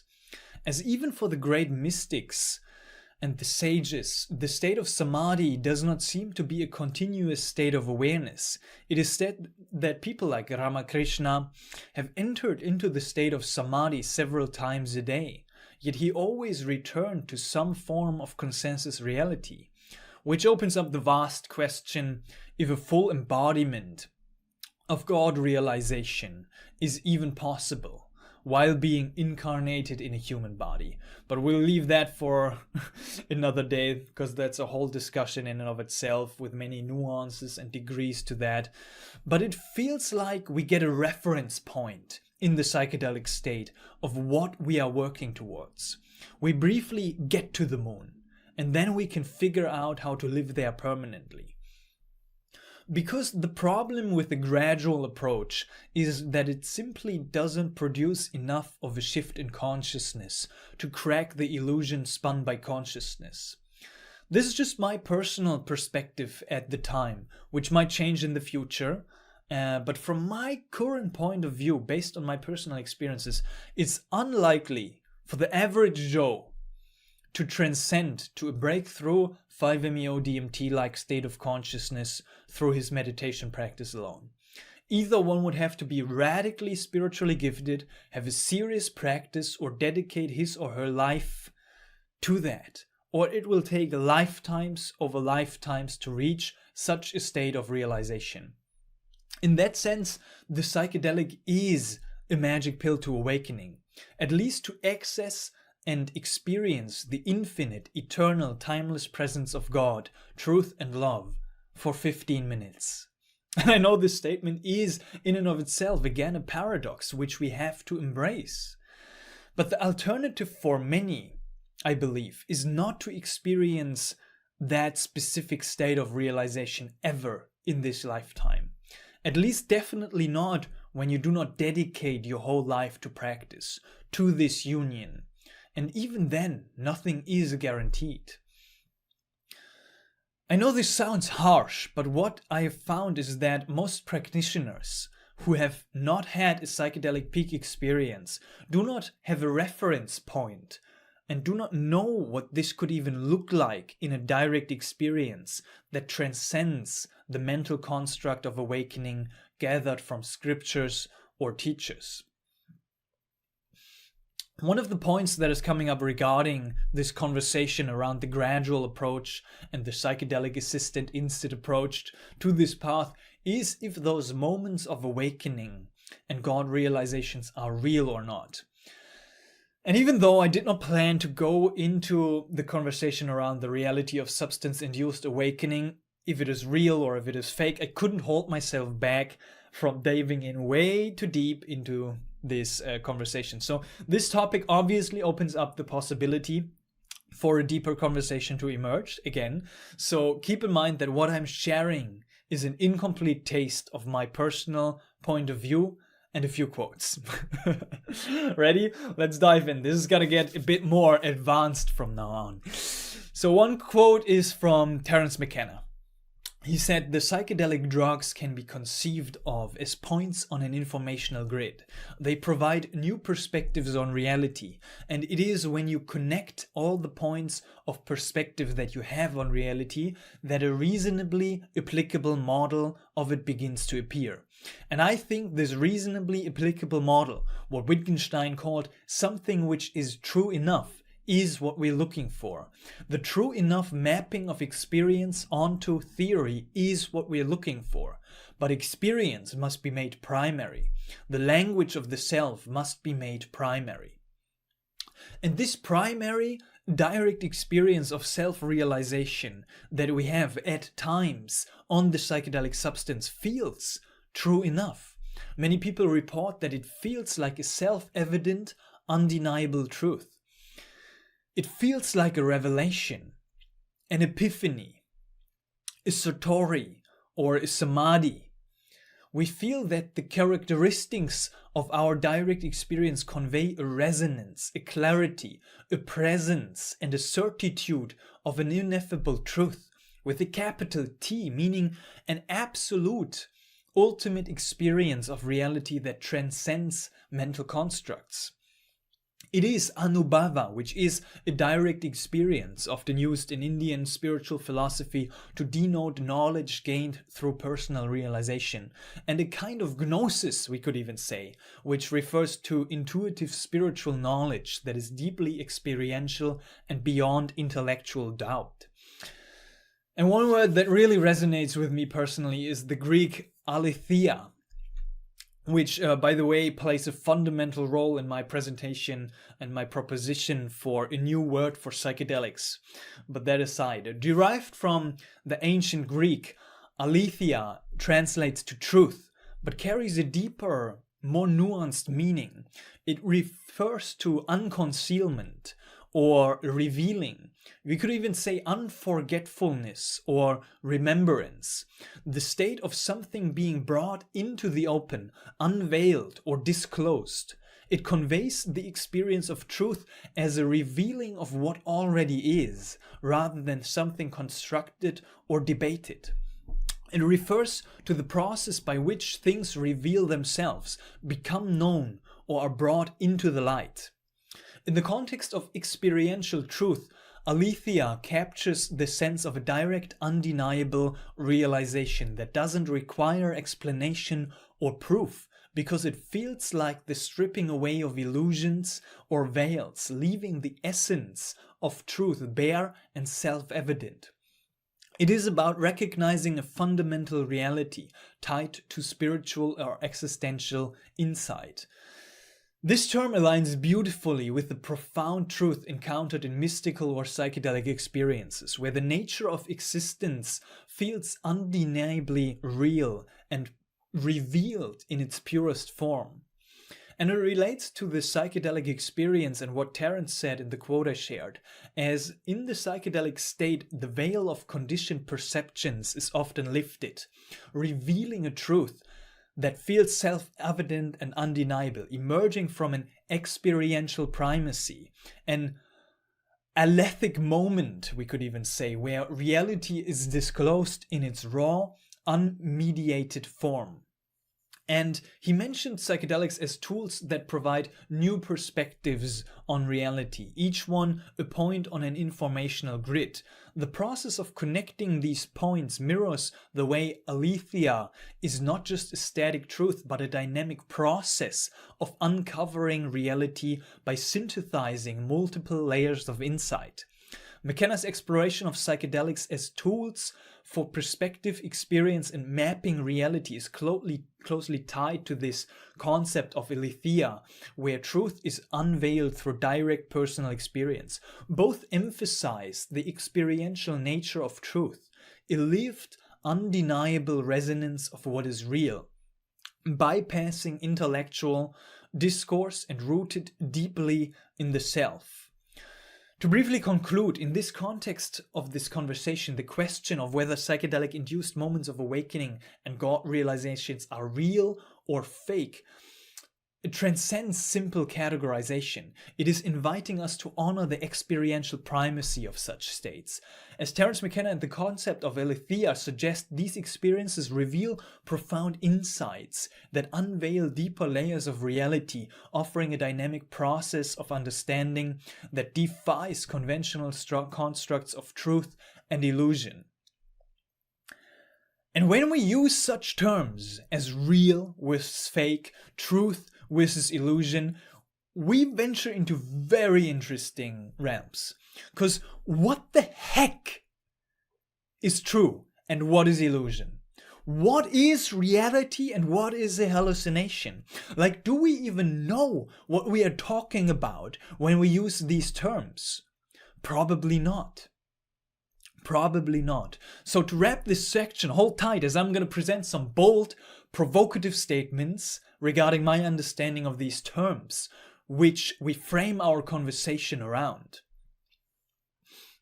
I say all experience is true. All experience is true. Let me explain. What I suggest here is that all experiences, no matter how bizarre, divine, or seemingly illusionary, are true because they are part of the ultimate, indivisible reality. This perspective is inspired by some non-dual teachings, which assert that there is no separation between Brahman, the absolute reality, and Maya, the world of appearances. In this view, truth is not conditional on whether something appears rational, consistent, or aligned with conventional notions of reality. Every experience, whether mundane, psychedelic, divine, or absurd, is an expression of the same ultimate reality, seen through different lenses. And just to say, it does not mean that every experience is useful in the sense of being supportive of humanity's development through societies, culture, and a shared experience of perceived stability and consciousness on this earth. Instead, it means that every experience is valid as a phenomenon and part of the greater whole. Whether the experience is a vision of God or of being an orange possessed by an alien slime, it is still an aspect of the infinite creative expression of reality. These experiences are true as they occur, even if they seem nonsensical or illogical. And from this standpoint, we could say that ego, Maya, and God are one. This challenges the dualistic idea of separating illusion, Maya, from reality, God or Brahman. Instead, this perspective declares that illusion and reality are one and the same. Maya is God, ego is God. I know, it's very provocative. This echoes teachings from Advaita Vedanta, which state that the ultimate realization is that there is no duality, only oneness. To reject the ego or Maya as false is to misunderstand their nature as expressions of the divine. And again, as I've said before, and I will say again, this is just an incomplete, partial part of representing this understanding, which is first of all up to debate, and also easily misunderstood, misinterpreted, or misused. So please take this part lightly. The statement God, ego is God, and Maya is God echoes the realization that everything, including the constructs we deem illusions, like the ego, is ultimately rooted in the same divine source. This aligns with Ramana Maharshi's teaching that the ego is not an entity to be destroyed, but a false identification that dissolves when we see through it. The ego, seen clearly, is simply another aspect of God's expression. And this points to the fact that mystical traditions often emphasize that truth with a capital T is not divided into true and false. It is absolute. To call something an illusion or Maya is to miss the deeper insight that the illusion itself is a manifestation of the divine. Brahman and Maya are not separate. To realize this unity is to transcend the mind's habit of categorizing experiences into real and fake. To connect that now to the psychedelic experience, psychedelic states reveal the malleability and fluidity of perception, showing that reality is not fixed, but is deeply interconnected and dynamic. From this perspective of non-duality, all such experiences, however strange, are insights into the infinite play, what is also known as Leela, the dance of reality, the dance of consciousness. The psychedelic state might show us extremes. One moment, the supreme silence and bliss. Another moment, the demonic slime. Both are equally real, as every experience is real. All experience is true.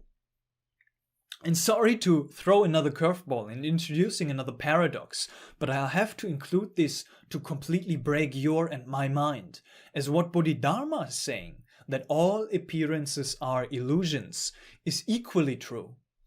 To see all appearances as illusions is to realize their impermanence, their emptiness, their lack of fixed, independent reality. And we see the validity of this perspective everywhere. As also Ramana is saying that in reality saying we must see Brahman in everything and everywhere is also not quite correct. Only that stage is final, where there is no seeing, where there is no time or space. There will be no seer, seeing, and an object to see. What exists then is only the infinite I. Or Meister Eckhart saying that God is a being beyond being and a nothingness beyond being, who consists of a changeless existence and a nameless nothingness.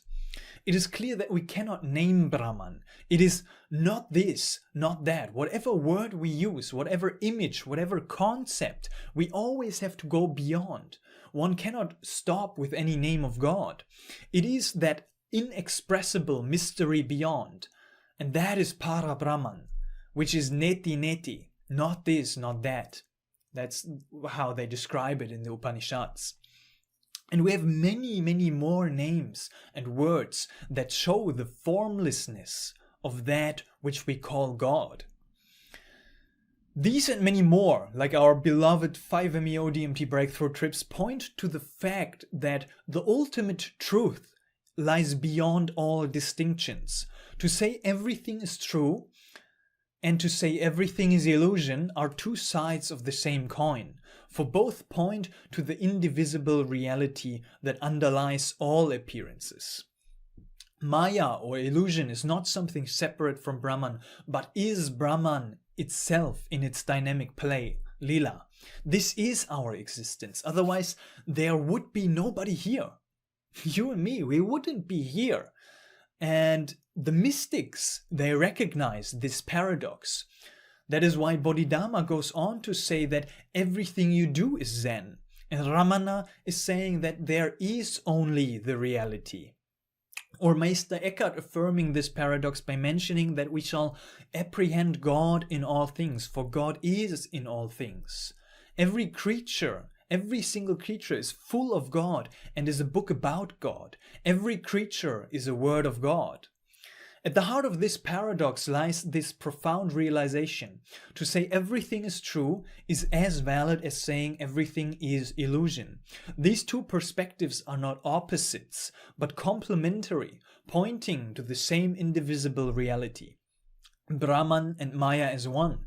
Truth embraces the fullness and divine expression of all that is, while illusion reveals the impermanence and emptiness of form.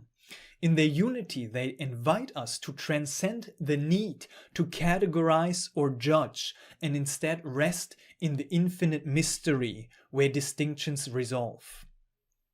As mentioned, this has been reflected in certain streams of thought, just as Advaita Vedanta, where the idea that Brahman and Maya are one is central. The ultimate realization, or what they call moksha, is seeing that all distinctions, truth and illusion, self and other, ego and God, are projections of the same underlying reality. And in Zen Buddhism, Zen emphasizes the immediacy of experience and the futility of judging it.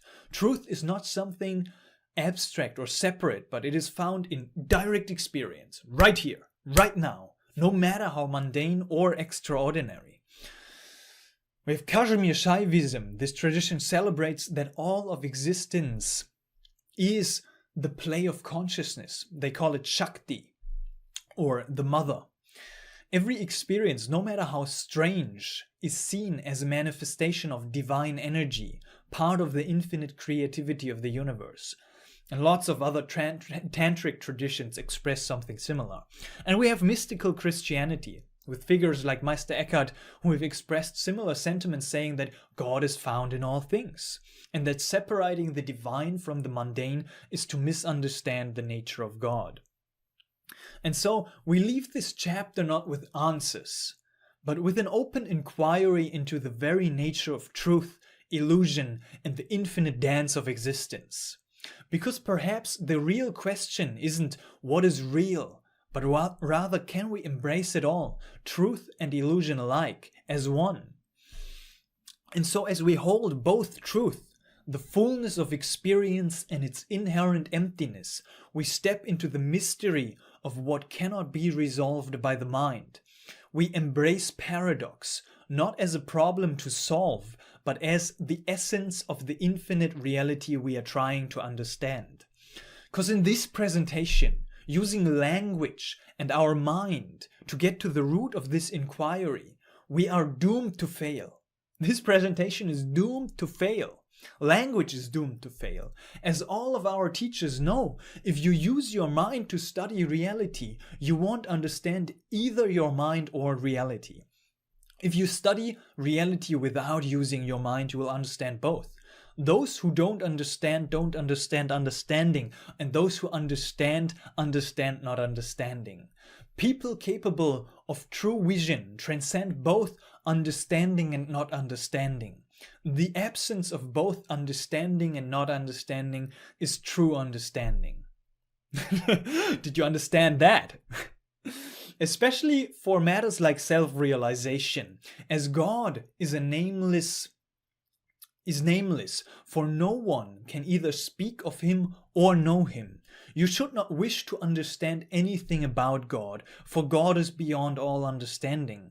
A master says, if I had a God that I could understand, I would not regard him as God. If you understand anything about him, then he is not in it, and by understanding something of him, you fall into ignorance.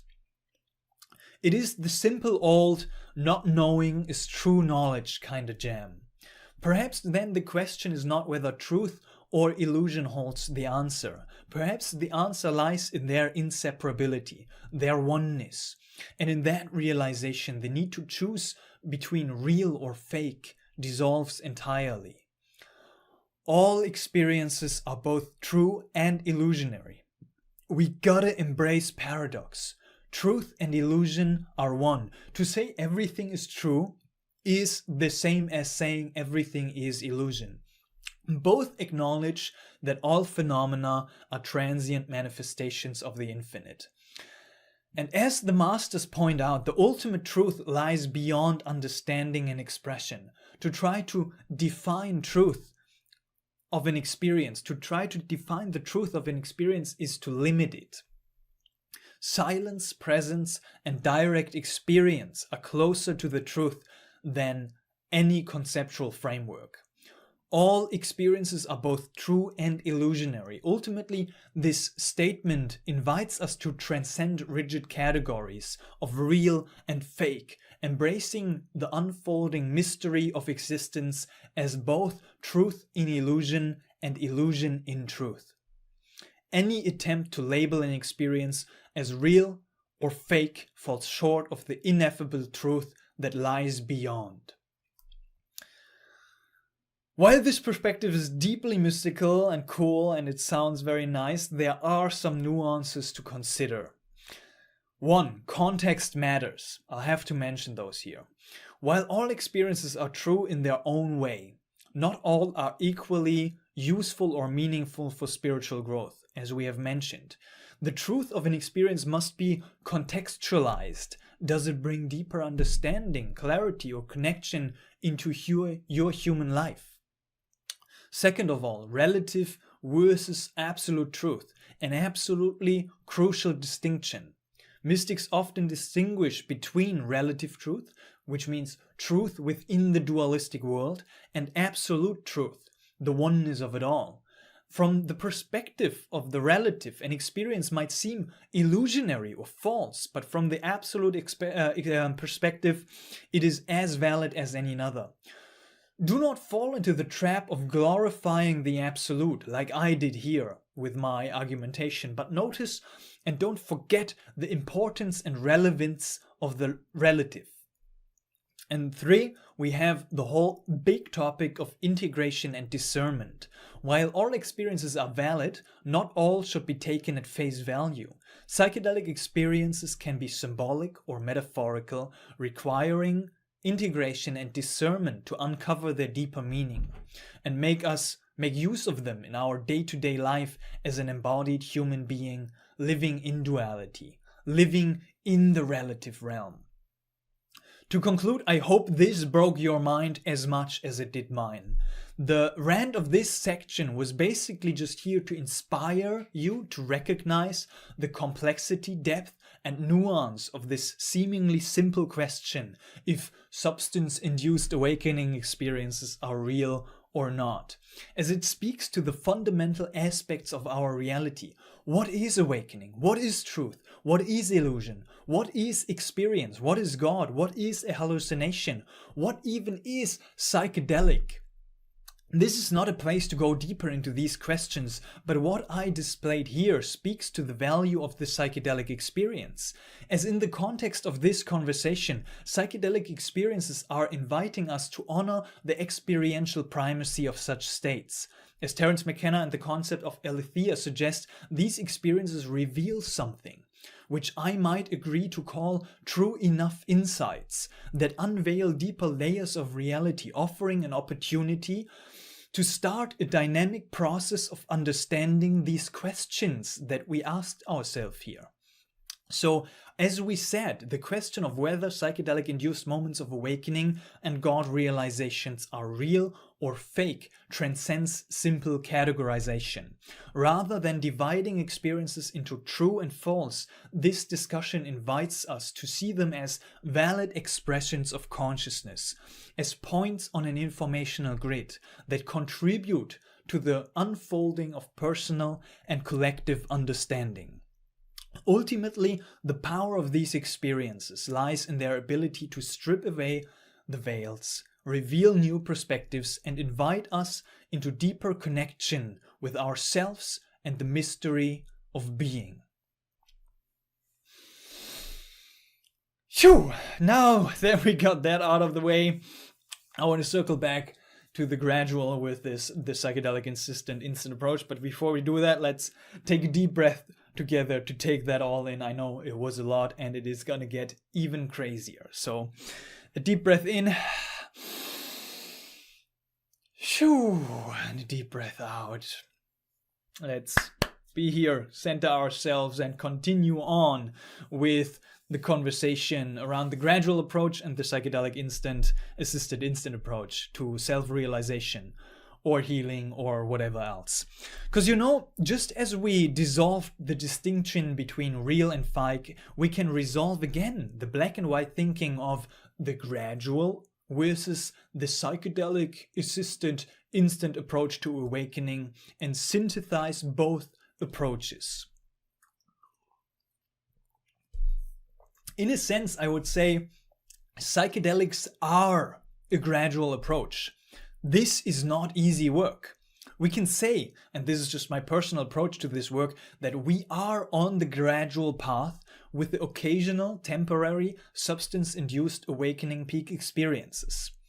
And sorry to say that word, as the concept or notion of a path or a journey is a conflicting one as well, but we'll go for that with that for now. They are not the path, but they are part of it, at least for me. A common counter perspective I have heard a lot is that using drugs to help realize greater spiritual awareness is somehow cheating. But this type of perspective, I feel like, is fundamentally inaccurate and incomplete. I certainly support the idea that one does not absolutely need psychedelics to obtain a spiritual experience or a spiritual awareness of life. I do, however, believe it can help when used responsibly and maturely with the right intent. And also, I do truly believe that there is no such thing as cheating on the path. It is just not possible. Because first of all, it is a myth that the use of these substances will automatically lead to a higher degree of spiritual or religious development. And theogen use does not necessarily make spiritual development any easier. To come back to the integration, as Houston Smith wrote in Cleansing the Doors of Perception, the human opportunity is to transform flashes of illumination into abiding light. These psychedelic states are like flashes of illumination. They are mostly not just filling us up with abiding light without us doing anything. Like all relationships, connecting with the spiritual, it takes time and commitment, with and without the psychedelic. And also, like all relationships, even connecting with the plants or the substances themselves also takes time and commitment. The psychedelics can serve as a mirror and a clear reflection, but each of us has to do his or her own work and go through his or her own process. It is all in the end up to the individual to do this work for him or herself, and no one and nothing else can do it for them.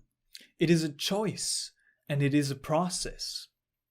And in this, there are no magic pills, no shortcuts, and no saviors. It is personal, challenging, and highly demanding, and only commitment to genuine truth can assist anyone in this process. As to reveal the raw truth about yourself and realize the identity of the ego and the mind, you must inevitably face many fears and be prepared to change, be prepared to die, be prepared to face the unknown, and be prepared for a challenging journey. This work requires us to go inward and face these fears over and over and over again, face our attachments and our aversions, our desire and our ignorance. The psychedelic cannot do this work for us. It is us that is doing this work in this brief moment of opening that the psychedelic provides, and on a moment-to-moment basis in our daily life. What the psychedelic provides is a potential, not a certainty. It is a potential for learning, a potential for awakening, and for doing this work. I can learn, I can awaken, I can do this work, but I'm not forced to do so. Well, at times it may seem like the psychedelic might be a bit more, let's say, direct, but still we can gain insight into how reality works, what God is, and possible ways of improving the quality of our life. but only our own efforts will bring about the sustainable changes and the embodiment or constant remembrance of these insights into the core of our being. That all said, even though I see psychedelics as part of the gradual approach, they do, however, influence your journey, let's say, in a rather unique way. We could even say that psychedelic work is a distinct area of spiritual practice in and of itself. Because working with psychedelics is not easy. It is a damn hard work. And anyone and everyone who has journeyed into the deeper realms knows this. The work with these substances requires dedication, resilience, and courage. This work with these substances is demanding work. Profound experiences are not simply given to you. You have to train yourself to receive them and to hold on to them. That is why we emphasize the terms of preparation, navigation, and integration in relation to psychedelic work.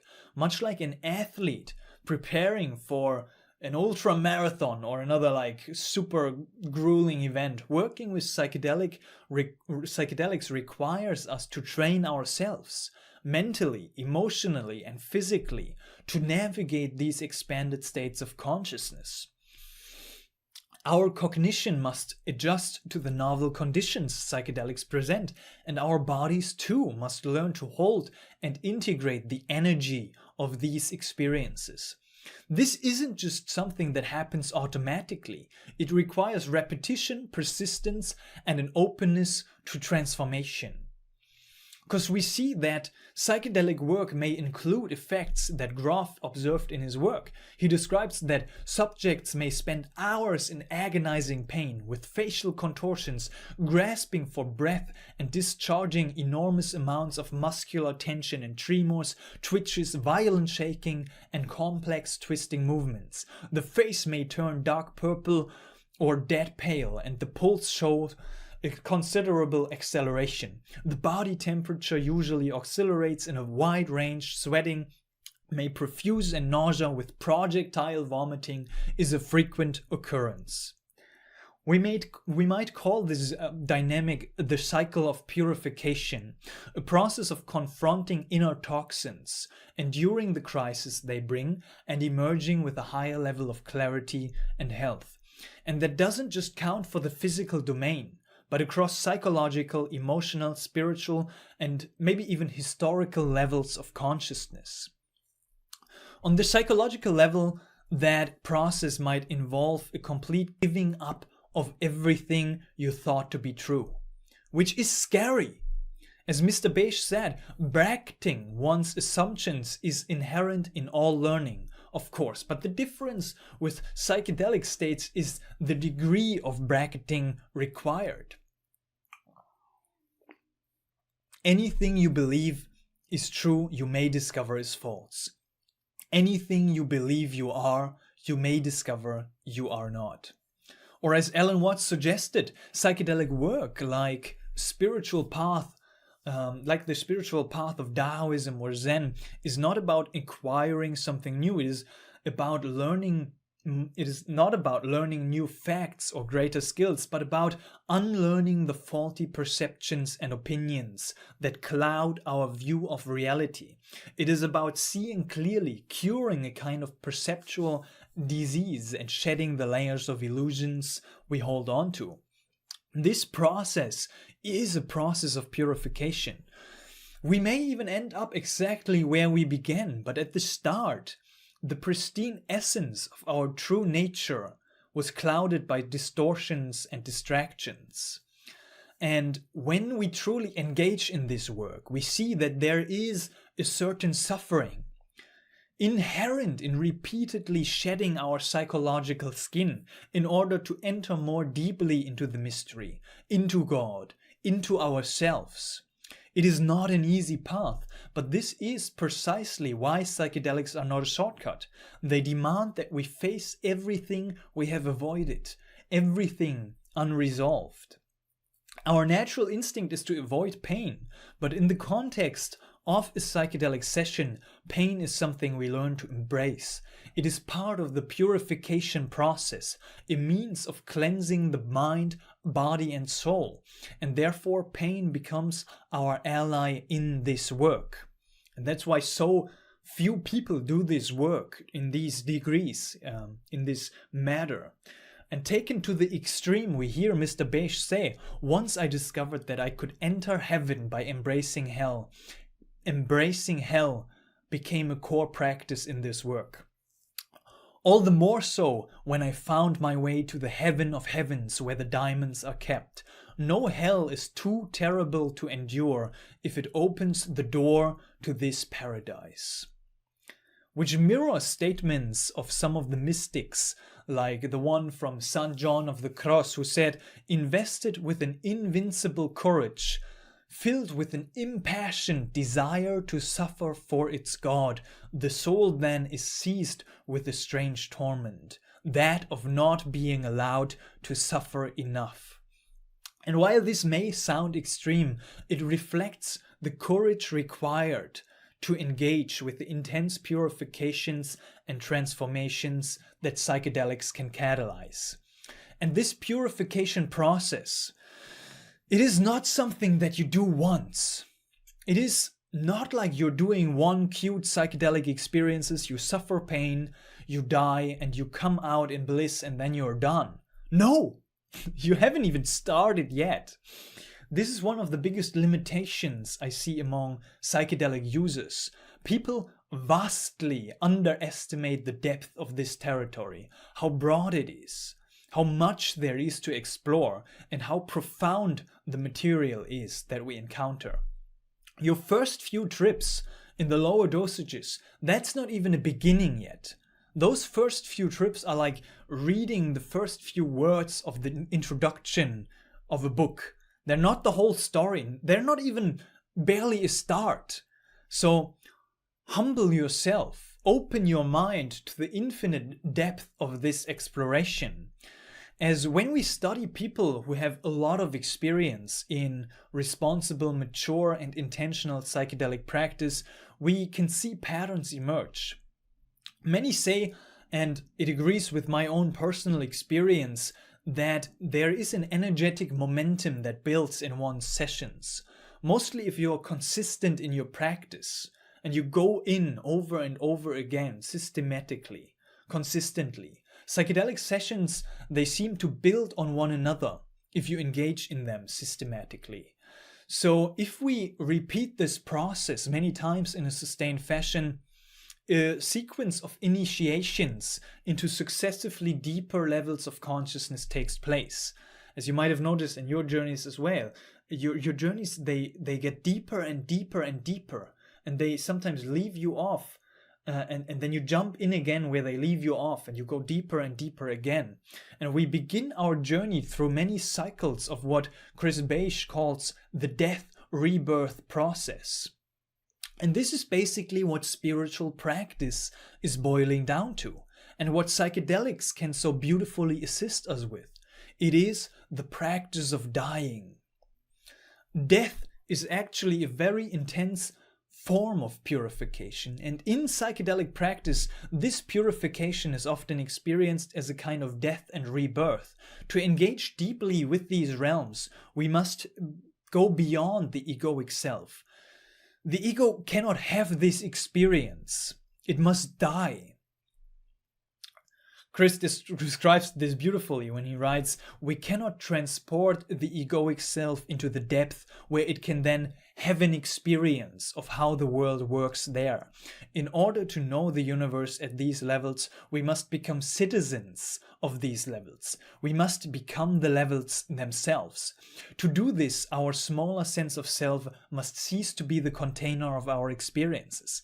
It must die. Giving up everything is simply the price of inheriting everything else." And this death is not something we experience once and then we move on. It is a repeated process, one that transforms us over time. He goes on to say, "And yet the torment cleanses one's being. It tears every piece of flesh of your body until you've died 1,000 times and can't die anymore. Then you find ways to die some more. I get shivers just like reading this and recognizing the reality of these practices and these realms that we enter into with psychedelic. Because with each death in a psychedelic session, each surrender to the dissolution of self, we come to realize a deeper truth, that our innermost essence cannot die. After you have died and been reborn many times in your sessions, eventually the very concept of death begins to lose its meaning. You learn through repetition that the deepest level of your being, it is impossible to die. The form that we are can be shattered. Our reality can be repeatedly destroyed, but our innermost essence always re-emerges. This process of dying before dying is nothing new. It has deep roots in many spiritual traditions. The German Augustinian monk Abraham of Santa Clara once said, "The man who dies before he dies does not die when he dies." And Guru Nanak said, "Death would not be called bad, O people, if one knew how to truly die." This dying before dying has two important consequences. It liberates one from the fear of death and changes one's attitude towards it, as well as influencing the actual experience of dying at the time of biological demise. However, the elimination of the fear of death also transforms one's way of being in the world. For this reason, there is no fundamental difference between the preparation for death and the practice of dying on the one hand, and spiritual practice leading to enlightenment on the other. This is the reason why the ancient books of the dead could be and have been used in both situations, as these books point to this exact moment of biological death and basically describe the practice of dying.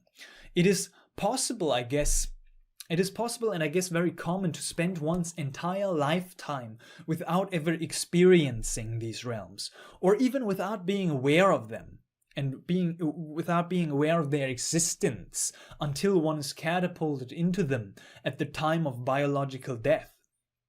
But it now seems possible by the use of these psychedelic tryptamines to venture into the death state before we die and to accustom ourselves to that state. This is the path of the shaman and the spiritual warrior. Jim DeCon said, "At death, when the transition is finally and irrevocably made, the psychedelic explorer will enter a realm he or she knows from previous experience and will, hopefully, not be swept away by fear or ignorance." And for this practice of dying, psychedelics can offer glimpses into the deepest levels of reality that are unparalleled in their clarity and profundity. Hands down, psychedelics are one of the most powerful tools of spiritual growth and personal development you'll ever find. If we choose the form of transformational or spiritual practice in which our conditioning is released slowly, the result is a series of smaller initiations spread over a longer period of time, perhaps even many lifetimes. By contrast, working with psychedelics can be an example of a transformational practice that triggers an accelerated purification process that gives us quicker access to these extraordinary realities. But there is a price to be paid for this quicker access. The price is the intensification of the death rebirth process. For more information on this, I can highly recommend this book, LSD and the Mind of the Universe, that Chris wrote, and other books recommended at the end of this video. And believe me, this is not a small price to pay. It comes with many, many sacrifices and challenges, many of which we have covered here already, but of which the realness and significance cannot be conveyed in words through this presentation, but only personally experienced. Personally, I have always thought, oh man, I am meant for this work. Like, dude, when I discovered psychedelics and self-realization at the same time, I could not imagine doing anything else with my life. I was like, wow, I'm so good at surrendering and letting go into these states. I'll have no problem to easily reach and integrate the deepest depth of this infinity. Well, one of the core lessons I have learned on my journey, and that I learn over and over again, that you shall never be cocky and arrogant. You will be humbled. And people say psychedelics are really kind to beginners and dabblers, and I agree. I have been humbled so many times, to such degrees, that I have come to certain points in my journey where I said, I will never, ever touch these substances again. That was the last time I did this. This was just too much for me. Like, I'm not ready to make these sacrifices. I am not up for this challenge. That's how hard it was. My path was and still is filled with this deep doubt that surrounds this deeper essence of commitment. In the psychonautic space, we have a saying that when you never said, oh shit, I have taken too much this time, then you have never taken enough. Because it is a challenge, and if you go into it thinking that you are not going to be challenged, you're in the wrong business. And if you go into it thinking that the challenges are going to hold you down, you're in the wrong business. Because with this work, we are not looking at it to be easy.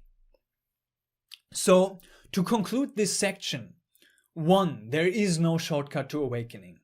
2, you gotta do the work, with or without psychedelics. As Milarepa would say, start your practice. There is no way around meditation. 3, psychedelics might be part of your spiritual practice. They are part of the gradual approach. And actually, we can dissolve the duality between the gradual versus the psychedelic-assisted instant approach to awakening altogether. 4, their incredible value lies in their potential for purification, which basically means the death of yourself. And 5, there is a cost to working with them, which is the acceleration of the death rebirth process and unexpected difficulties of integration, and maybe even more unforeseen stuff. So now we touched on one way that psychedelics could be seen as a spiritual practice. But there is more. We're not done here yet. Another way that psychedelic work could be seen as a spiritual practice, and this take is inspired by Ken Wilber, is that the psychedelic space is like a training ground to connect with that timeless essence, that pure witness, that ever-present causal state, that ever-present non-dual state. Because fundamentally, the more you go into things like what Ken calls big mind, the more you go into the ever-present state, the more you realize it's not an experience. That is what we touched on earlier in our chapter about truth and illusion. It doesn't have a beginning in time, and anything that has a beginning in time is not it. Whatever is an experience is not it. Anything that has a beginning in time is temporal. That is not it. Anything that has a beginning in time has an end in time. And if you equate God with a state like that, then when that state ends, that God is gone with it. But what is the witness of that state? The witness that witness that doesn't have a beginning. That witness is the unborn. That witness is the ever-present awareness. And Ken told a story that he has actually seen some very advanced spiritual practitioners explore this through psychedelics. He has been hearing about someone in the Dzogchen tradition doing psychedelics with their teacher present. And the teacher asked, "Are you distracted by these phenomenal displays? By these extraordinary experiences?" Because that's the key. Extraordinary experiences come and go. They are phenomena. The real question is, what part of that is not an experience? What part of that doesn't have a beginning or an end? That part is the unborn. That part is what is real. That part is what remains when the fireworks come and go. All phenomenal objects and states are impermanent. They come, they linger for a while, and then they fade away. As they say in Buddhism, impermanence, anicca, is a source of suffering, dukkha. The Buddha taught that since no physical or mental object lasts forever, our desires for or attachments to them inevitably leads to suffering. The only thing beyond this cycle of coming and going is the witness, your true self, the ever-present sense of I am. This is the part of you that remains untouched and free from the rise and fall of all experiences and objects. As Ramana said, the thing to do is to concentrate on the seer and not the seen, not on the objects but on the light which reveals them. That is exactly what we can practice in psychedelic space. So that's what we can do, to take this stuff and notice it has a beginning, a middle, and an end, and that there's something about that that doesn't. The more you accustom yourself to that in you which is noticing everything, there's something in you which is conscious of everything all the time. It's that pure awareness that is God. That which is seeing through your eyes right now is God. And the only problem is that you abandon that in order to identify with a finite object that's going to come, stay a while, bother or please you, and then leave. So in psychedelic space, we have an especially beautiful opportunity to practice not identifying with any temporary state, not with any blissful angelic high, nor with the demonic alien shadows. But we inquire in these intense moments into that which is perceiving all. What is that witness? Who is seeing? Who is experiencing this? And we remain in that essence by not being distracted by these phenomenal displays. And it's not that easy when that jaguar is attacking you, or you feel like Shiva is taking you on a ride through the skies. It's a real practice of non-attachment, not attaching to any state, to any experience, to anything. One of my favorite quotes from Bodhidharma speaks to this. He said, "Those who remain unmoved by the wind of joy silently follow the path." Those who remain unmoved by the wind of joy silently follow the path. Because as the sutras say, to seek is to suffer. To seek nothing is bliss. When you seek nothing, not even the peak experience of consciousness that psychedelics provide, you're on the path.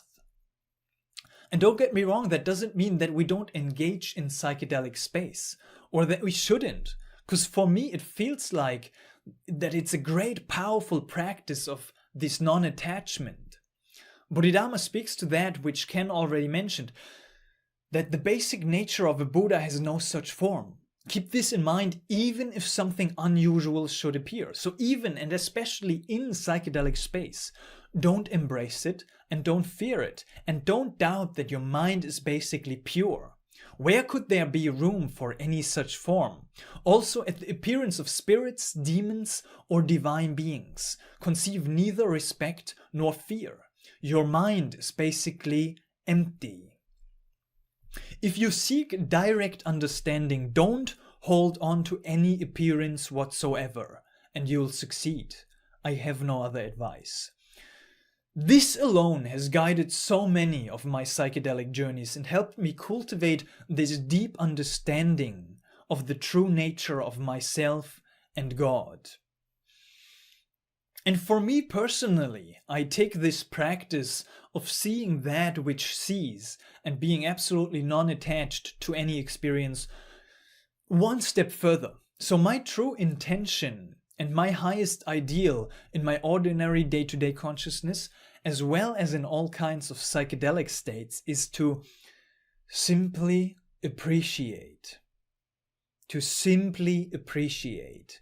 As beautiful as everything we covered so far is, that unveiling of the illusion, the seeking of truth, the death of oneself, and the process of purification that we go through to reach the deepest depth of this infinity, to merge with the One, to reach the Absolute, to finally have that experience of God realization and awakening, I don't care about that anymore. Which doesn't mean that I'm not working towards it. Which doesn't mean that I neglect the purpose of self-realization. But I shifted my priorities recently, as all of this chasing for the highest highs is still implying a certain kind of seeking, which breeds suffering. It's like this, we need to get to the moon. And counterintuitively, when I gave that up and I started to just appreciate what I am experiencing, every state, I feel like I have arrived. Like, poof, no need to do anything anymore. No need to reach a particular kind of state, but simply to enjoy the show. Simply to appreciate all appearances to the best of my ability. Not to hold on to them, not to attach to them, not to wish for them to be any different than they are, but to simply see their inherent infinite beauty. In other words, to love them unconditionally. That is my true practice. Not to try to get anywhere, but to be here now. To be love. Love meaning not having a preference for one thing over another. Love meaning not having any bias. Love meaning infinite, unconditional appreciation, with this deep non-attachment surrounding it. Oftentimes in psychedelic space I feel like Chris, that my greatest service is simply to appreciate what I am seeing. And this is what I feel like is our greatest service to life, to reality itself, to ourselves, to simply appreciate what we are seeing. So in psychedelic space I open myself to whatever is emerging and I practice this. How much can I appreciate this? How much can I love that? Not to be swept away by the demons or the angels, not to identify or be caught up in any experience, but to simply appreciate the appearance of it. And to know, as the mystic said, that my essence is that which is beyond. And then the psychedelic experience does not become a means to an end, but an end in and of itself. Just as meditation shall be, and I am free just to explore the infinite play of consciousness and enjoy everything that it has to offer. The brightest light and the darkest darkness, just because I want to, because it is fun, because why not? And I'll try to the best of my ability to just appreciate it all. And you know what's so wonderful about this? It transcends the need for a magic pill. It doesn't matter anymore if psychedelics are a magic pill or not, because we don't need one, because we stopped the seeking. As we are just basking in the inherent completeness of it all, of this very moment, of every state of consciousness. May it be the craziest of psychedelic highs or just the experience of washing your dishes. There is no difference, as our only job is simply to appreciate every state to the best of our ability and to leave the rest to God. Wow, how beautiful. Let's take a deep breath together and embrace that. Magical. That is the true magic. And by having said that, it feels especially important still to take a short note of the pitfall or trap of what is called or known as spiritual bypassing. Because in the realm of spirituality and psychedelic practice, a delicate balance must be struck between transcendent experiences and grounded personal growth. This term, coined by John Wellwood, refers to the tendency to use spirituality as a means to avoid unresolved emotional, psychological, or developmental challenges. So what is spiritual bypassing? Spiritual bypassing occurs when individuals use psychedelic practices or spiritual practices, teachings, or experiences to sidestep the often difficult but necessary inner work required for true personal transformation.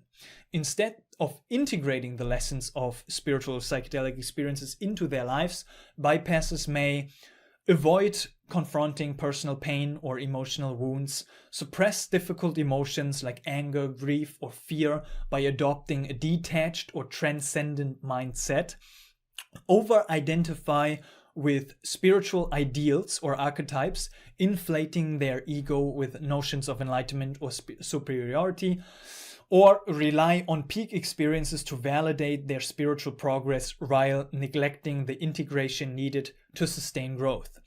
And I'll have to say that we as psychedelic practitioners are particularly susceptible to this, as psychedelics offer profound states of consciousness, often providing profound direct glimpses into the absolute, God, or transpersonal realities.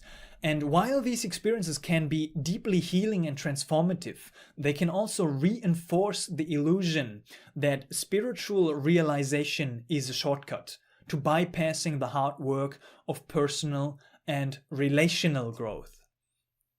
Spiritual bypassing is problematic because it undermines the very purpose of spiritual and psychedelic work, which is to awaken fully within life, not to escape from it. So key dangers include avoiding inner healing. By bypassing unresolved emotions or bypassing developmental tasks, some may miss the opportunity for true healing. For example, using compassion to suppress anger or focusing on detachment, as we mentioned, to avoid interpersonal wounds only deepens disconnection.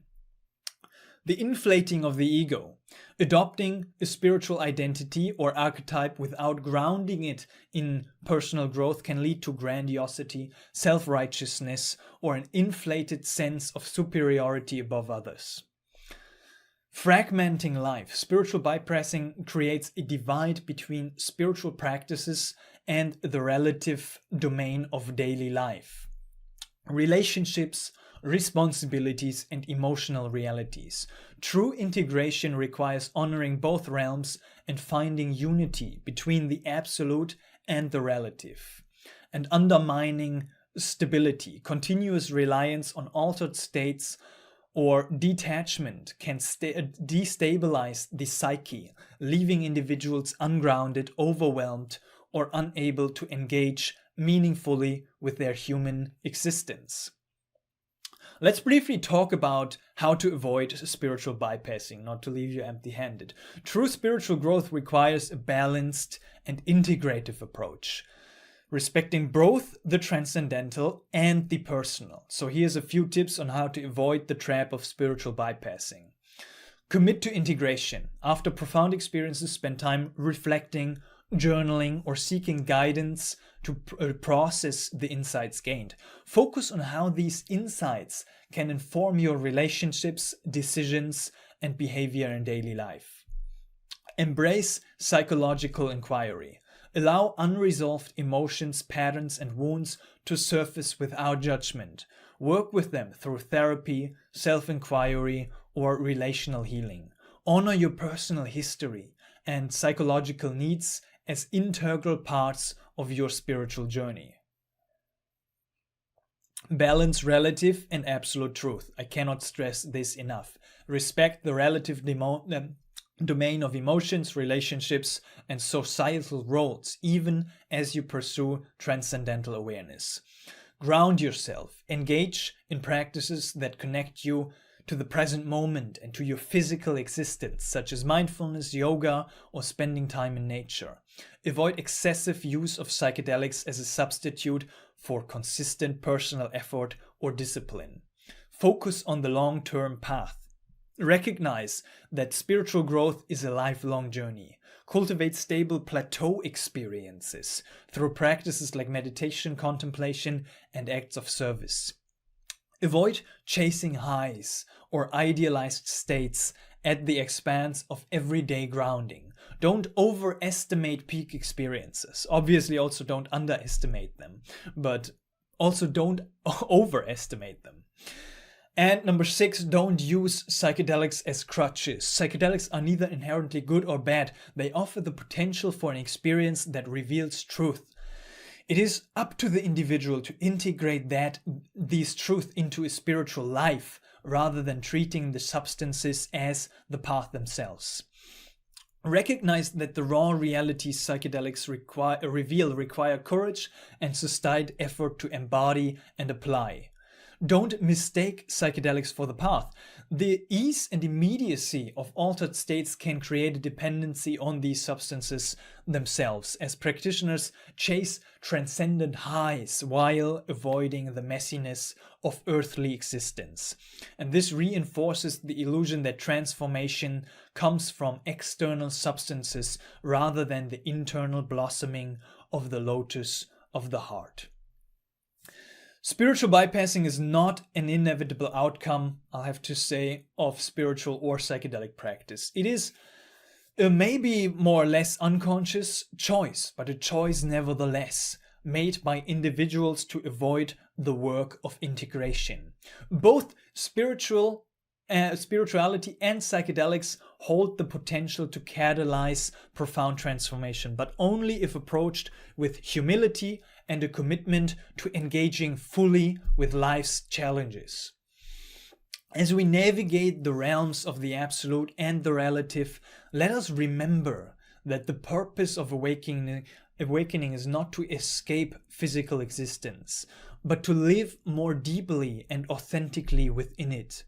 True spiritual growth is not about leaving the world behind, but about bringing the light of awareness into every corner of our humanity.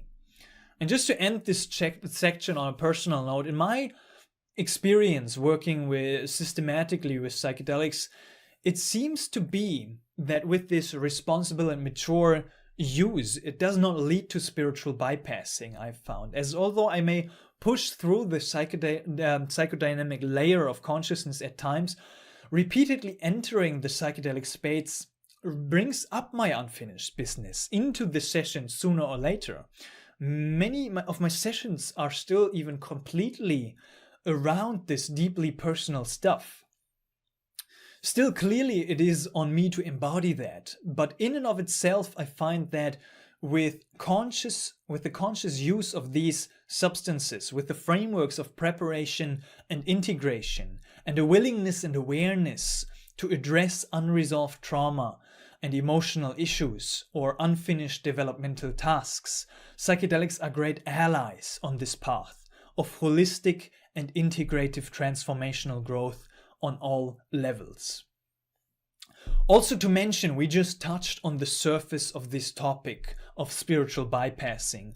There's much more to say, and that is only one of the many traps and pitfalls that await us on the path of spirituality and psychedelic work. So be aware that there are many more dangers and pitfalls, which we'll leave out for now, but cover, as I said, in another presentation. Before we conclude, I'm curious, what has been your biggest insight so far from this part of the presentation? What has challenged your current beliefs? What has brought up some resistance? What was your biggest aha moment? And where did you feel a deep resonance? Take a moment and pause, take a few deep breaths and reflect on these questions. And actually do this, reflect, and ideally write it down. So, what a chapter. Let's take a deep breath again. Recenter ourselves, get into the body. Pause this video and do this exercise, and I'll see you for the conclusion of this presentation. We finally made it. we are coming to the end of this crazy ride.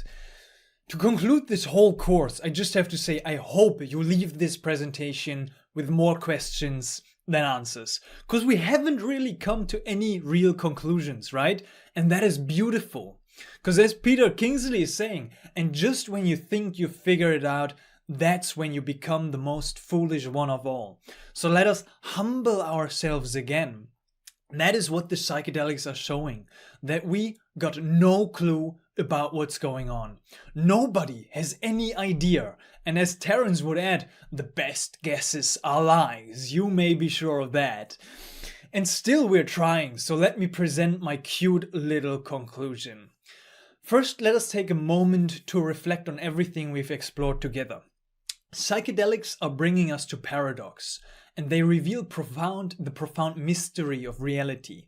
The paradox is clear. Psychedelics are, at once, a magic pill and not a magic pill. They can provide a profound glimpse, yet they cannot do the work for us. They offer awakening, but not full embodiment. But we established and showed through going over potential benefits that psychedelics work. If you think that I'm bullshitting you, go home and take 5 grams of mushrooms in silent darkness and then we'll talk. Or smoke a good dose of NN or 5-MeO DMT. Obviously responsibly and maturely and safely, not like I did with 16. But that's the key sine qua non. It will work on demand. I'm not saying and wait 40 years, purify yourself and got your aura stitched up or any of the rest of it. It will work. It will blow your minds to shreds. It's real. That's what Terence McKenna phrased it. In other words, it is somehow like a magic pill. But they'll work for what? It's a magic pill for what? What's the purpose of this work? We touched on some broad areas like achieving something of some thought, human creativity, saving the planet, taking care of our environment, taking care of ourselves, the potential for deep healing, self-actualization, consciousness exploration, and ultimately self-realization. The act of rediscovering our nature and the purpose of our life. To remember what we are, remember what we are doing, remember what our true nature is. To see that our nature is consciousness and our work is creation, all for joy. They hold the potential for magic, healing and transformation. Yet these psychedelics, they also carry profound risks, challenges and limitations, which we touched on. There are dangers, pitfalls and side effects that are present in each one of these areas in which they serve us. To truly appreciate their value, we must hold both of these sides simultaneously and create a balanced, holistic, integrative perspective. Managing expectations is a key aspect of working with psychedelics. The incredible success stories we hear, whether from the headlines in the media or from personal anecdotes, can lead to lofty expectations. These expectations, however, can often clash with the reality of the slow pace of our sustainable change. Real transformations, as many of you know, is not an overnight phenomenon. Sure, certain permanent paradigm shifts may happen, but the integration and embodiment takes time, effort, and sustained commitment. Without this awareness, frustration can easily arise within us when the initial magic of the psychedelic experience fades away. But the root of that frustration is our expectation. Expectation gives rise to frustration. Cut the expectation and you will have no frustration. Well, I recognize that that's quite hard for us humans to do, to cut all expectations and all judgment.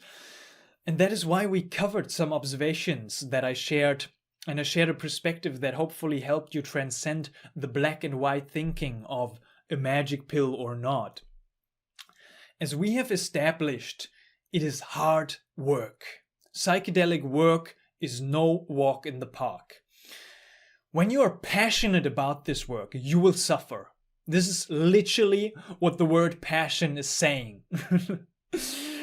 But that is not necessarily a bad thing. as Padrino Sebastiano, one of the founders of the Santo Daime Ayahuasca Church, said, "Look, suffering is the best thing that exists to cleanse oneself. We suffer, but when we come out on the other side, we say, thank God." Or as the Chinese say, they have a saying, you can't polish a diamond without roughness. This process of continual unfolding, constant polishing, deeper unraveling requires immense courage. There is no shortcut, no way around it. I believe there is no simple solution besides going inward and facing this fear over and over again. It is through cultivating the courage to meet ourselves that we are liberated. And on another note, I have personally come to the conclusion that psychedelics are truly not for everybody. This hard work in the deeper realms, it's not for everybody. Sure, many may benefit from at least being open-minded about this subject and actually acquiring some direct experience in these realms. Lots of potential for cultural shift is here. No question about it. But what I mean with that statement is relating to the deeper aspects of this path. And I might even say this as a disclaimer. Working with the deeper layers of psychedelic space requires a certain kind of mind, a mind that is open, courageous, and resilient. The truth is that not every mind is suited for the intense purification or the intense shifts in consciousness and the absolute deconstruction that psychedelics can catalyze. This work isn't for everyone, and not everyone is in the right place in their life to be doing this work. In fact, I feel that only a very small number of people may be ready to engage with the accelerated death-rebirth process psychedelics demand, and even fewer might be able to integrate these experiences into their lives successfully. That's just the reality that I see. So be aware of that. This is another indicating factor that psychedelics, even though magical in their potential, are definitely not the right magic pill for everyone, because of their many side effects and the nuances of this work. I would recommend that you trust yourself in this process and you find your own pace, your own level of intensity that is right for you at this very moment in your own journey. And then take full responsibility for your decisions, for your actions, and for all the consequences of your choices. Because it seems to be that the journey is infinite. And that implies that there is no rush, literally. This theme of infinity is again a much broader issue than what we'll cover here, but I want to just make you aware of this consideration that there literally is no end to this, both on a personal domain and in the spiritual. As I myself and many others have gone into this with the notion that one day we'll be done. we'll have reached the end. But this, I have found, will never be the case, as infinity has neither a beginning nor an end. The psychedelic path is not a linear road to a final destination. It is an endless, ever-deepening unfolding. Just when you think you've gone as deep as possible, life presents new layers, new shadows, and truth yet unseen. Each step invites you further into the infinite depth of yourself and the mystery of existence. The journey inwards is not one of finality or closure, but of endless discovery. And as far as the ultimate is concerned, I'll mirror back what Chris Beisch felt as he reflected on his 73 high-dose LSD sessions. He said, I think many of us, myself included, have had a tendency to see oneness as the summum bonum, the greatest good that answers all our existential questions. This makes it tempting to see oneness as marking the end of our spiritual journey. My experience, however, has been that while oneness does resolve perhaps our deepest experiential questions, it is not the end of the adventure. As profound as oneness is, it does not exhaust all the cosmological truth waiting for us. And so the adventure continues. As we press oneness, we discover that there are many levels to it, many permutations of the seamless condition. There are degrees of oneness, orders of magnitude within oneness. So oneness, while profound, is not the end. It is a gateway revealing infinite layers and possibilities within unity. Again, a beautiful paradox. This journey of dying and rebirth, of letting go and rediscovery, is cyclical and never truly complete. And it's not just Chris that has expressed this, but you can recognize this pattern when you look at your own experience and when you look around and study the field. Like many figures and pioneers that do this work, like Leo Gura, Martin Ball, or Carl H. Smith, seem to come to similar conclusions. That the ultimate lesson that I take out of this notion is the classic one, that the journey itself is the destination, and that we can expect to encounter, and what we can expect to encounter is the ever unfolding infinite depth of God, and not some kind of closure. And once you realize that the road is the goal, and that you are always on the road, not to reach a goal, but to enjoy its beauty and its wisdom, life ceases to be a task and becomes natural and simple, in itself an ecstasy. What a wonderful quote. As I mentioned, there's much more to say about this, so there will be an entire presentation just around the notion of infinity alone. Stay tuned for that. But no matter how deep we enter into the infinite, especially with the assistance of psychedelic substances, there is one crucial observation, right? Can you guess what it is? Correct, we always come back. Some of you may have asked yourself this question. Why the shutting of this awareness? Why are we coming back to such an immense degree? And one possible perspective is that maybe, just maybe, because our assignment is to live our individual lives, our own singular stories, and we can't do that if we open to everyone else's emotional or spiritual happenings, or if we stay merged in that state of oneness. It would be akin to a certain kind of mahasamadhi. We wouldn't be able to focus, to evolve as distinct and different entities. It would be, if we would stay in this crazy psychedelic state all the time and could maybe even feel everything that was going on in everyone else all the time, or if we would stay at these levels of consciousness where we are never going to be able to use our body, it's crazy. As Almas said, we sometimes view our path as including two major journeys: ascent and descent, a journey toward enlightenment and the journey toward becoming a complete human being. The journey of ascent is a matter of realizing one dimension after another, all the way to the absolute dimension. And the path of descent is actually a matter of integrating our lives into our realization. Which brings us to the last few words regarding integration. Integration is important because it's easy for us to overestimate the staying power of our psychedelic experiences. To use Abraham Maslow's vocabulary, we can overestimate the value of our peak experiences and underestimate the challenge of achieving more stable plateau experiences. Or as Ken Wilber reminds us, states of consciousness are not stages of spiritual development. The question is not, do these substances support religious experience, but does their use lead to a religious life? I would say it fully depends on you.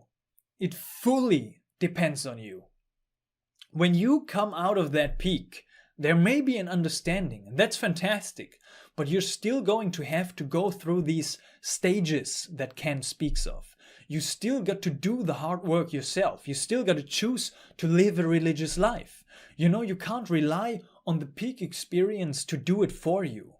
It's like watching a movie and thinking that by watching the movie you've become the actor. No, you still have to do the training. and go and do the training yourself. You still got to be the actor in your own life. Psychedelics are not necessarily the way. They are more like a borrowed map. They can offer profound insights into ourselves and help us process what might be holding us back from becoming the fullest expression of who we are. However, unless those insights are embodied and integrated into our everyday lives through practices that extend beyond the psychedelic experience, their transformative power and potential can quickly fade.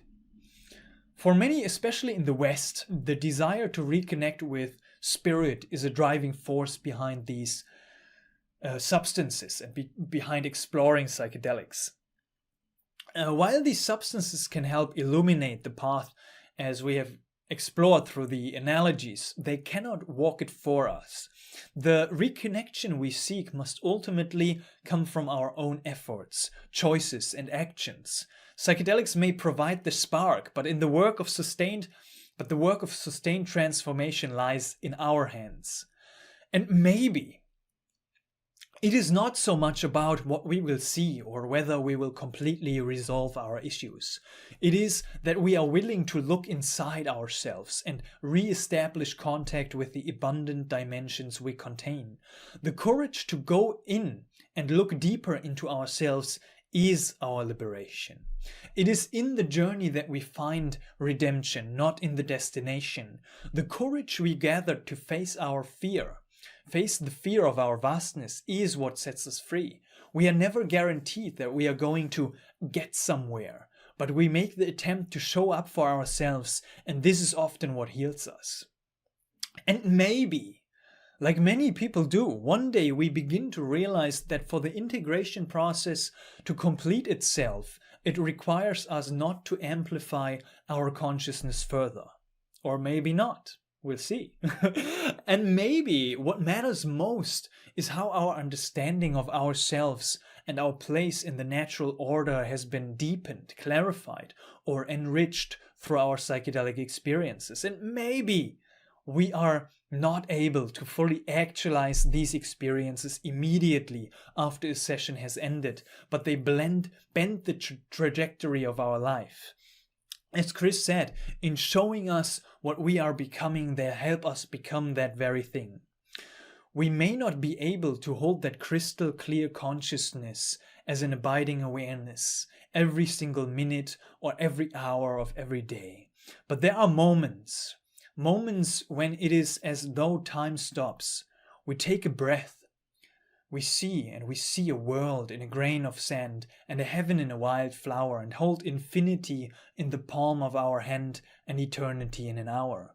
In these moments, we know that we have breathed this air before and will breathe it again after this body falls. And in this knowing, we can let go and simply rest in peace. The thing is, the psychedelic sets you at the beginning of the path. And then people do all kinds of things with it, as Terence McKenna said. Some become great shamanic facilitators of healing or beacons of light. Others use it for deep manipulation, mind control, and warfare. The question is, what are you gonna do with it? I personally feel that it is our duty and the greatest service to the psychedelic community, our culture, and to the psychedelics themselves to integrate these experiences to the best of our ability. What image does a shitty life of a psychedelic enthusiast display out into the world? I see too much of that. People not having their lives together, not meditating, not living a life of purpose, not having a vision, not living in integrity with their values, not being honest, not valuing truth or authenticity, not cleaning up their lives, falling into complacency, complaining and comfort, falling into addiction, falling into self-deception, falling into unhealthy ways of eating, and just being outright selfish. And, yes, we all do that, myself included. We are all human, following non-linear progress on our path of growth. But the psychedelics show us that we can do better. They hold a higher vision and a higher version of ourselves and inspire us to realize our true nature and actualize our full potential. And when we're not doing that, but we just go back to the psychedelic high without actually integrating and embodying our insight, what are we saying? What are we doing? We are saying to the world, look, here I am, a prime example that psychedelics are not a magic pill, that they are not even a good tool for true positive transformation and sustainable growth. That is what our embodiment is saying. But when we approach this work responsibly and maturely, with clarity and intention, we inform ourselves and do our due diligence of preparation and integration, we actually change our life as a result of a psychedelic insight. We become more happy, joyful, grateful, realized, actualized human beings. We automatically radiate the message that, look, psychedelics may not be a magic pill, but for sure they are nothing less than magical with the transformation they have catalyzed and inspired in me. That is, I feel like, the greatest service we can render to the psychedelic community, to our culture, and to the substances themselves. So, how do we engage in this intentional, mature, responsible use, which is crucial to get the most magic out of these substances? First, as we mentioned before, we are managing our expectations. We must acknowledge and accept the limitations psychedelics bring and work with them. So we ask the right questions, just as how can we work with these temporary states in a way that will advance our permanent transformation? We gotta do our integration. And I see it as in science and an art. Like any refined skill, learning to navigate and integrate psychedelic experiences takes years of deep exploration and practice. Much like it takes years to master the complexity of a spoken language, it requires patiently developing the perceptual sensitivity of the heart. And only through this ongoing process can our understanding become truly sophisticated and embodied. And this topic of integration requires a presentation on its own. But not to leave you empty-handed, here are a few words of wisdom for your own psychedelic work. 1. Preparation is integration. As they say, an ounce of preparation is worth a pound of integration. Integration does not begin after a journey, especially not when you are frequently engaging in psychedelic work. Preparation might first and foremost include what we call set, your mindset. There are 3 crucial principles to embody that are the foundation of my life and that I teach all my coaching clients. I call these the triune of total transformation. It's 100% commitment. Being 100% committed to this process is the foundation of everything else. It will make everything else easier. It's 100% engagement. Remember, partial engagement leads to partial results. So why not be all in?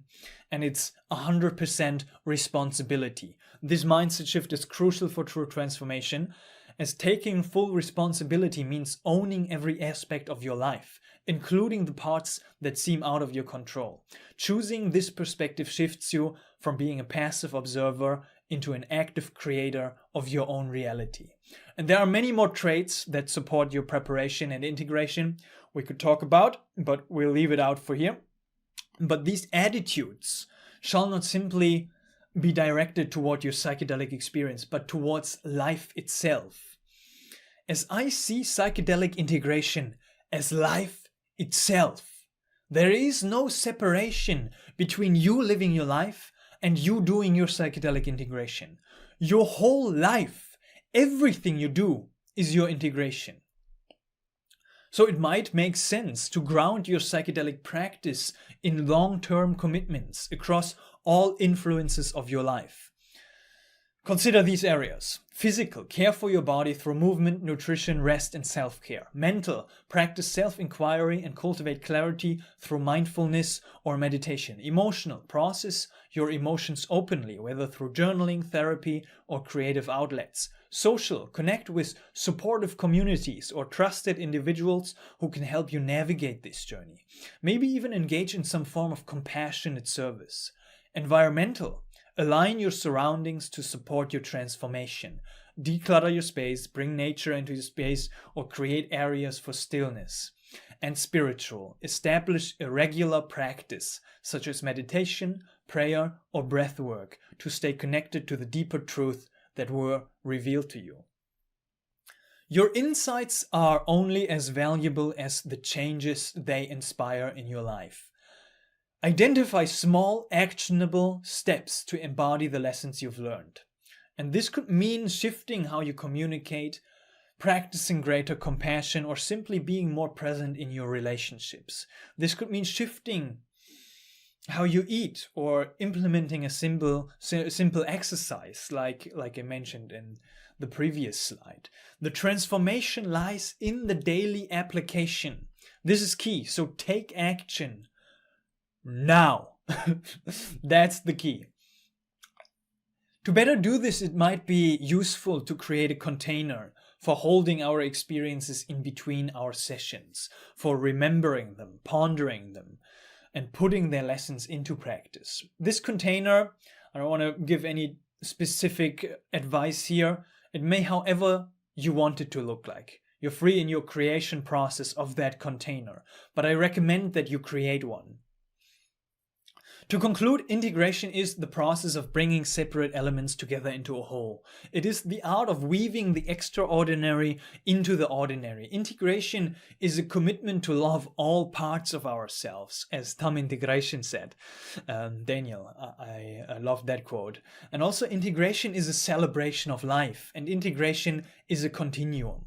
And integration is so much more than that, as these are just a few of many more possible descriptions. Through our integration, we practice to bring that awareness and perception of magic that we experience in the psychedelic state into every moment of our life.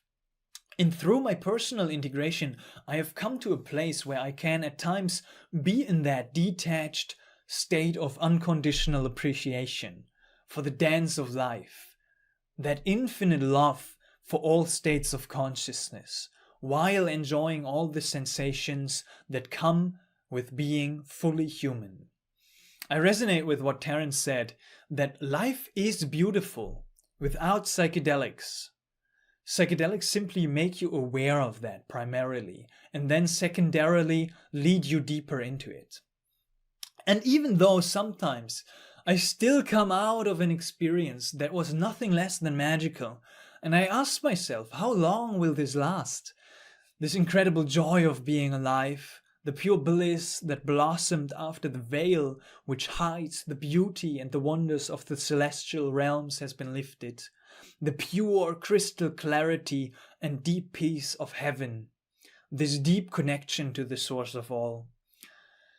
And I come to realize that it doesn't matter, for to have been blessed with even the briefest glimpse of this truth. One single breath of this wonder is worthy of boundless gratitude and infinite prayers of thanksgiving. And I just have to embrace and live with the paradox that psychedelics truly are magic pills and no magic pills at the same time. That they truly provide an ecstatic experience of the perfection of being in the midst of ever incomplete becoming. An ecstatic experience of the perfection of being in the midst of ever incomplete becoming. Oh, that is hitting hard. That is embracing the paradox. And the appreciation of that paradox leads to the transcendence of the question of whether they are magic pills or not. Then the psychedelic experience becomes an end in and of itself, rather than a means to an end. When the psychedelic experience is no longer seen as a tool or a shortcut to achieve a specific outcome, whether it's healing, enlightenment, or personal growth, it transforms into something much more profound. It becomes a complete experience that holds intrinsic value without needing to serve a future goal. Just as meditation in its truest form isn't practiced to get somewhere or become something, so psychedelic practice is not about chasing mystical visions, personal breakthroughs, or the dissolution of the ego. The practice itself, being fully present, observing the mind without judgment, and simply existing, is the fulfillment. It's about surrendering fully to the experience, embracing whatever arises without resistance, judgment, or expectation. Whether the experience brings bliss or discomfort, visions or stillness, it's whole simply because it is happening. This shift in perspective removes the need to control or manipulate the experience, to fit preconceived notions of progress, and instead it becomes a sacred moment of connection with existence itself. It invites us to engage with psychedelics in the same way we engage with a moment of silence, a deep breath, or a fleeting sunset. Fully present, appreciating it to the best of our ability. The experience becomes an opportunity to directly encounter life in its raw, unfiltered form. This approach is allowing genuine integration and transformation to unfold naturally, not as a forced outcome, but as a reflection of being fully alive. Wow, congratulations! You made it through. We made it through. Thank you. Thank you. I hope you really enjoyed this course as much as I did. If you're curious about working with me one-on-one, feel free to get in touch. I help people transform psychedelic insights into lasting change. And if you feel called to explore these ideas further and want real support to bring these insights into your life, you're warmly invited to join the Psychedelic Actualization community. We go deep together. Link is down below. I know we covered a lot. So to ground this presentation at last and this transformation and information in your own life and make it real, ask yourself, what is one thing? What is one thing you will do with what you have learned here? Make it concrete, tangible, achievable, and time-bound. And share what you'll do with other members of our community. I would love to know. One thing, set a SMART goal for yourself. Google SMART goal setting process. Do this. Really do this. Come on, it's the last exercise. Really do this. You're doing it? Okay, pause the video and really do it. Great. And also thanks to all the people who wrote the books and shared their words of wisdom that are included here, especially to Chris Page, who wrote LSD and the Mind of the Universe, which heavily influenced this presentation. And big thanks to all the artists from the Known Project that created all these fantastic icons. Also thanks to all the people and AIs who crafted and provided more pictures and further icons. And thank you for your being. Your being is pure magic. Your essence and your being is pure magic already.